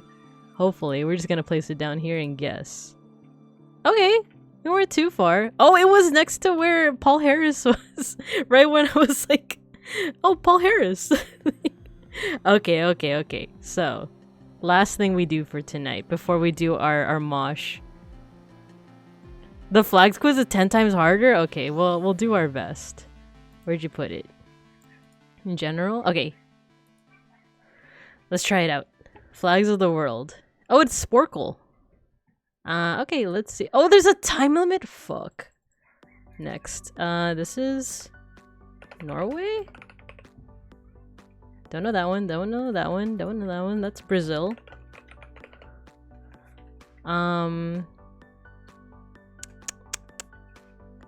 Is this Afghanistan?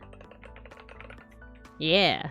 This one I forgot, but I've definitely seen those colors before. That's an African country, but I don't know for sure.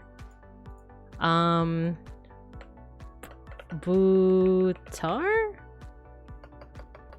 It's not Nepal. I'm gonna move on. Argentina. This one is it Kenya? No, Ethiopia. Ethiopia. Chile. Don't remember that one. Next one's Philippines. Yeah, having the options does make it easier. Gambia? Namibia? Nope. Colombia? This is like a South American country, but I forgot. This one I remember from the quiz, it's Panama. This is Ireland. No, it's not Ireland? Is it Northern Ireland? Is this not Ireland? Hello? Northern Ireland is part of the UK though, isn't it? What? Uh-oh, okay. Albania?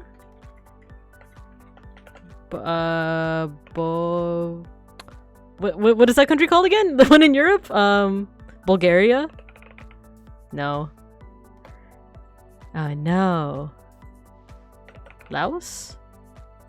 Russia? This one's Bulgaria. Philippines mentioned. Italy. Oh, oh, this looks so familiar, but I don't remember. Vietnam? That's not Egypt, right? Egypt has like a symbol in the middle of it. Then no, this is New Zealand.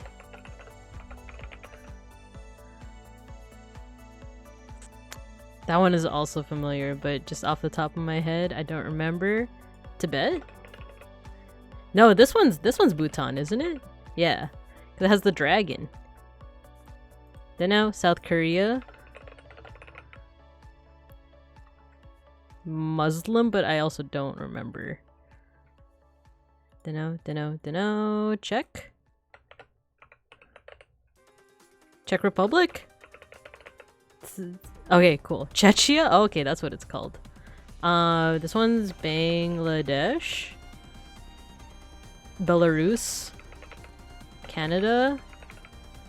Don't remember. Iceland? You guys want to know what my secret is to knowing some of these? It's Hitalia. It's always Hitalia. Sweden. That's why it's more so like the European ones that I remember. Uh-oh. This one I feel like is a South American country, but I also forgot. Next one is Taiwan. Your country flag is there? Oh no, I'm sorry if I skip it. Ireland is mirrored. Okay, my country flag is there. Philippines mentioned. Oh, Bhutan! Uruguay? Shall we go back? Uruguay? Ah, nice. This one I don't know. This one's Poland. It's not Poland? Oh, Indonesia. No? Oh no. I failed. España. This one's Spain. How could I not know my colonizer? Cuba or Puerto Rico? That one I'm actually not sure. Is this one Malaysia? Cool trident. Luxembourg? Yeah. Nepal. It's the only one that's not square shaped. Estonia. Don't know that. This one's Finland. Yeah, that's why it's mostly the European ones that I know. This one's pretty popular. Isn't this Kenya? Oh no. Ah, wait. It's not Brazil. Wait, Jamaica? America? It doesn't let me just put US. USA? Okay. Cameroon? No. Dunno. Oh, Uzbekistan? Kyrgyzstan? Oh no, how do you spell Kyrgyzstan? Kazakhstan? Okay. Mexico? Saudi Arabia? This is Germany, right? Okay. Because I remember, like, the one for Belgium, like, it threw me off. Wait. No, I don't know that one. I feel like I should, but I don't. Albania?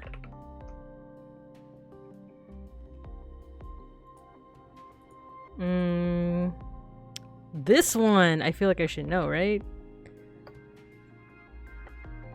Is it? Yeah, it is. This one's Ireland. The other one is India. Switzerland. I forgot. Turkey. This one literally has the country's shape, but I actually don't know what it is. Monaco? I don't know. Is this the Peruvian one? No. I feel like that's a European one. The next one is Vatican City, though. This one's Belgium. Still have 10 minutes? Okay. That one looks so familiar, but I'm like blanking on it. Albania, Jamaica, Senegal. The delay is making me look like an idiot. No worries, no worries. Oh wait, red, white. That's is this one Austria or is the one that's vertical Austria? Oh, it is. Thank you. But that's cheating. Nah, it's okay. I'm just gonna speed through the ones that I like know for sure. I feel like I should know that one, but I don't. France. Netherlands. Latvia? Poland? Is this one Indonesia? Okay. That's not Egypt. Egypt has like a bird or something in the center, right? Or let's try it out. No. Next one's Portugal. UK. China. Ah, that one I feel like I have to know. Like, is that South Africa? There we go. Is this one Uzbekistan? Yeah. Seychelles. Because of Hitalia, that's how I know that one. Egypt. Oh, this one was also on the quiz, but I forgot what it was. Is it Sri Lanka? Lebanon.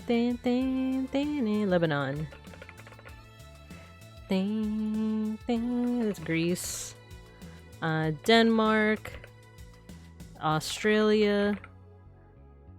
Don't know that one. This one's Laos. Oh no, it's Cambodia. This one's Poland. Oh, this one literally has the shape Cyprus. Northern Cyprus? Oh wait, I misspelled it.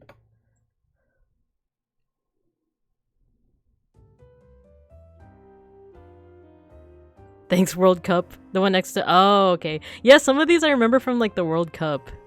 Oh my god, I'm still not even, like, halfway through. Oh, wait, that's my score. Just kidding. I'm close. North Korea.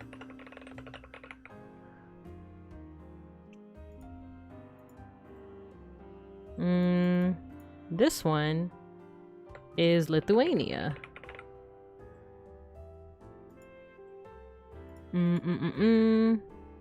Kenya?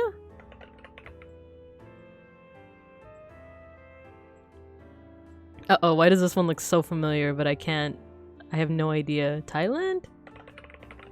Yeah, okay. Ukraine. The rest, I do not know, so we have 7 minutes left on the clock. I recently made a mistake of assuming a Polish person was from Indonesia because they have the flag. And the one next to Vatican is Qatar. Can we pick it? Nice.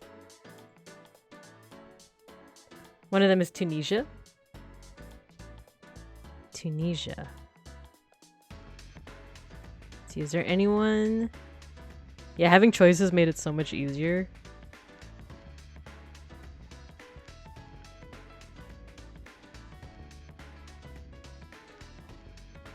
I don't see the Estonia flag on here, or did I miss it? Oh no, I did it.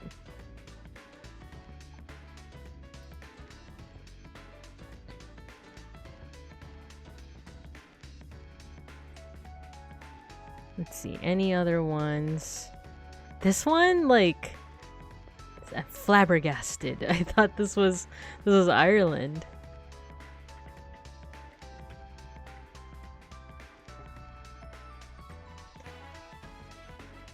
Yeah, you can give me one. You can give me one, beeplebees.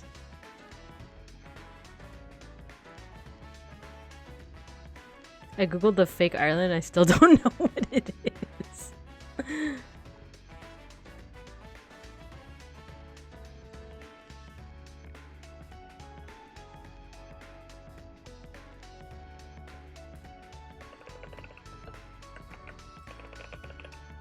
I'm just gonna get the mosh pit started, by the way. By the way, for the newbies, we have a tradition for the end of each stream where we just do a mosh pit, but basically you just pick an emote and you just spam it. Yemen is red, white, black striped near Canada. Red, white, black. Wait, what was it? You said Yemen is red, white.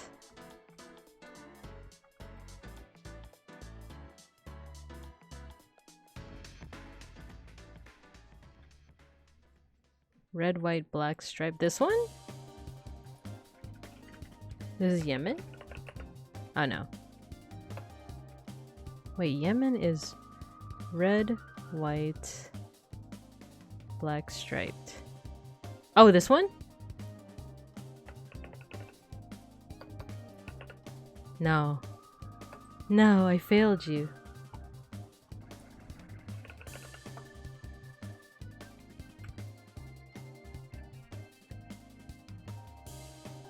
Higher up.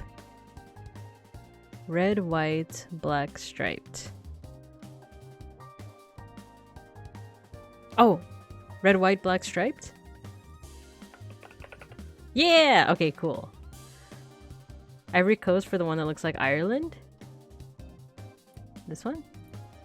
Ivory Coast. Nice! Côte d'Ivoire. Nice, nice. Okay, I think at this point, let's just go ahead and give up the ghost. We'll give up. We got 76, 39%. Average score. Bullshit, that's the average score. But nice. Okay, let's see which ones we missed real quick. Burundi's, Zambia, Micronesia, Nigeria, Tajikistan, oh, Morocco. Okay. Trying to see which ones, like, I could have gotten. But so far, I feel like all the ones that I didn't get are like, yeah, nope, I don't know if I would have ever figured that out. Samoa? Oh, so I think the ones with the stars are probably all, like, in the Pacific. Liberia. Oh, Liberia is, like, It looks like the US flag because a good amount of the population are like people who escaped enslavement in America. Okay. Oh, you knew the name of Ivory Coast in Spanish. Ah. Somalia, Mauritania, Congo. Ooh, this music is banging. Guyana, Iraq. Oh, it's Iraq. Okay. Kuwait, Sudan. Okay, yeah. I still think we got pretty decent. Oh, Singapore. I should have gotten the Singapore one. But bullshit that this is the average. Come on now. Come on. All right. We're going to go ahead and end it soon, but we're going to do our mosh pit. So, like I said, if you're new to the stream, go ahead and just pick an emote and just spam it. Hey. Oh, the pat. Pet. Thank you. I know, I'm so used to being like, hey, who's throwing things? Okay, what shall we listen to? How about this one? I think, did you recommend this one, Matthew? Let's listen to this one. Oh no, not the ad. If you really And then we're miss gonna him. raid. Hold on, give me a second, actually.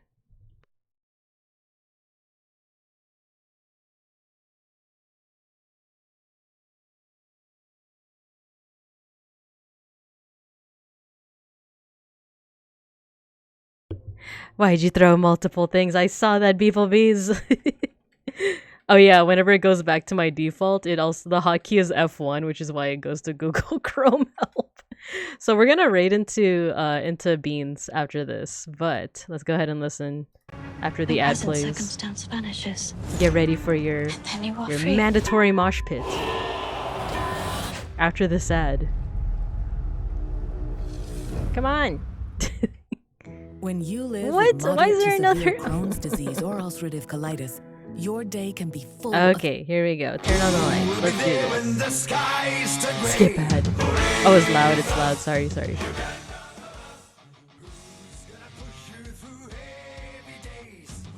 Okay, get to moshing, everyone.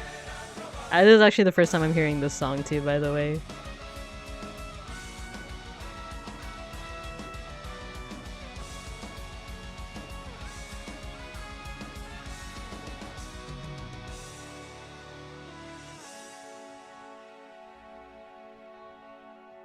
The night was cold, but I kept walking on.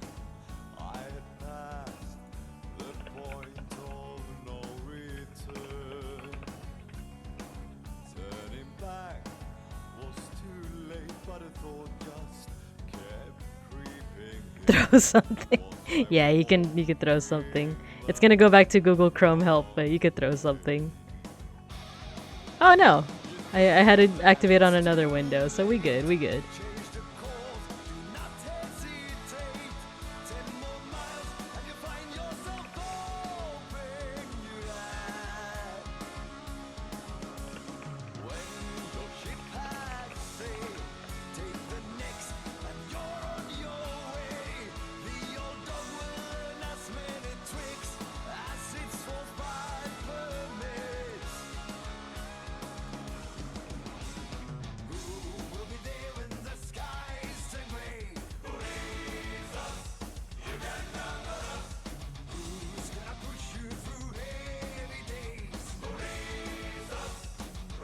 This is sick.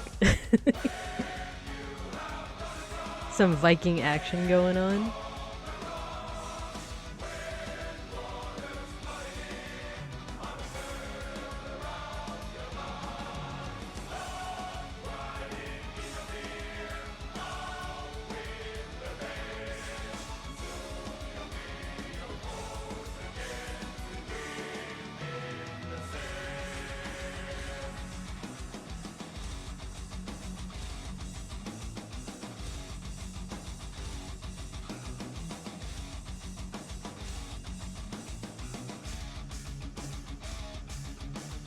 Yo, this is sick.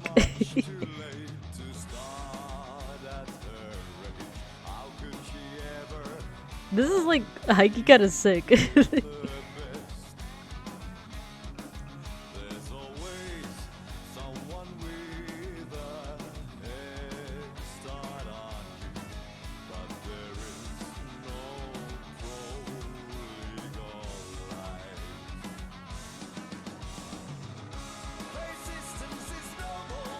You know, just got to bring out your sword during the work meeting.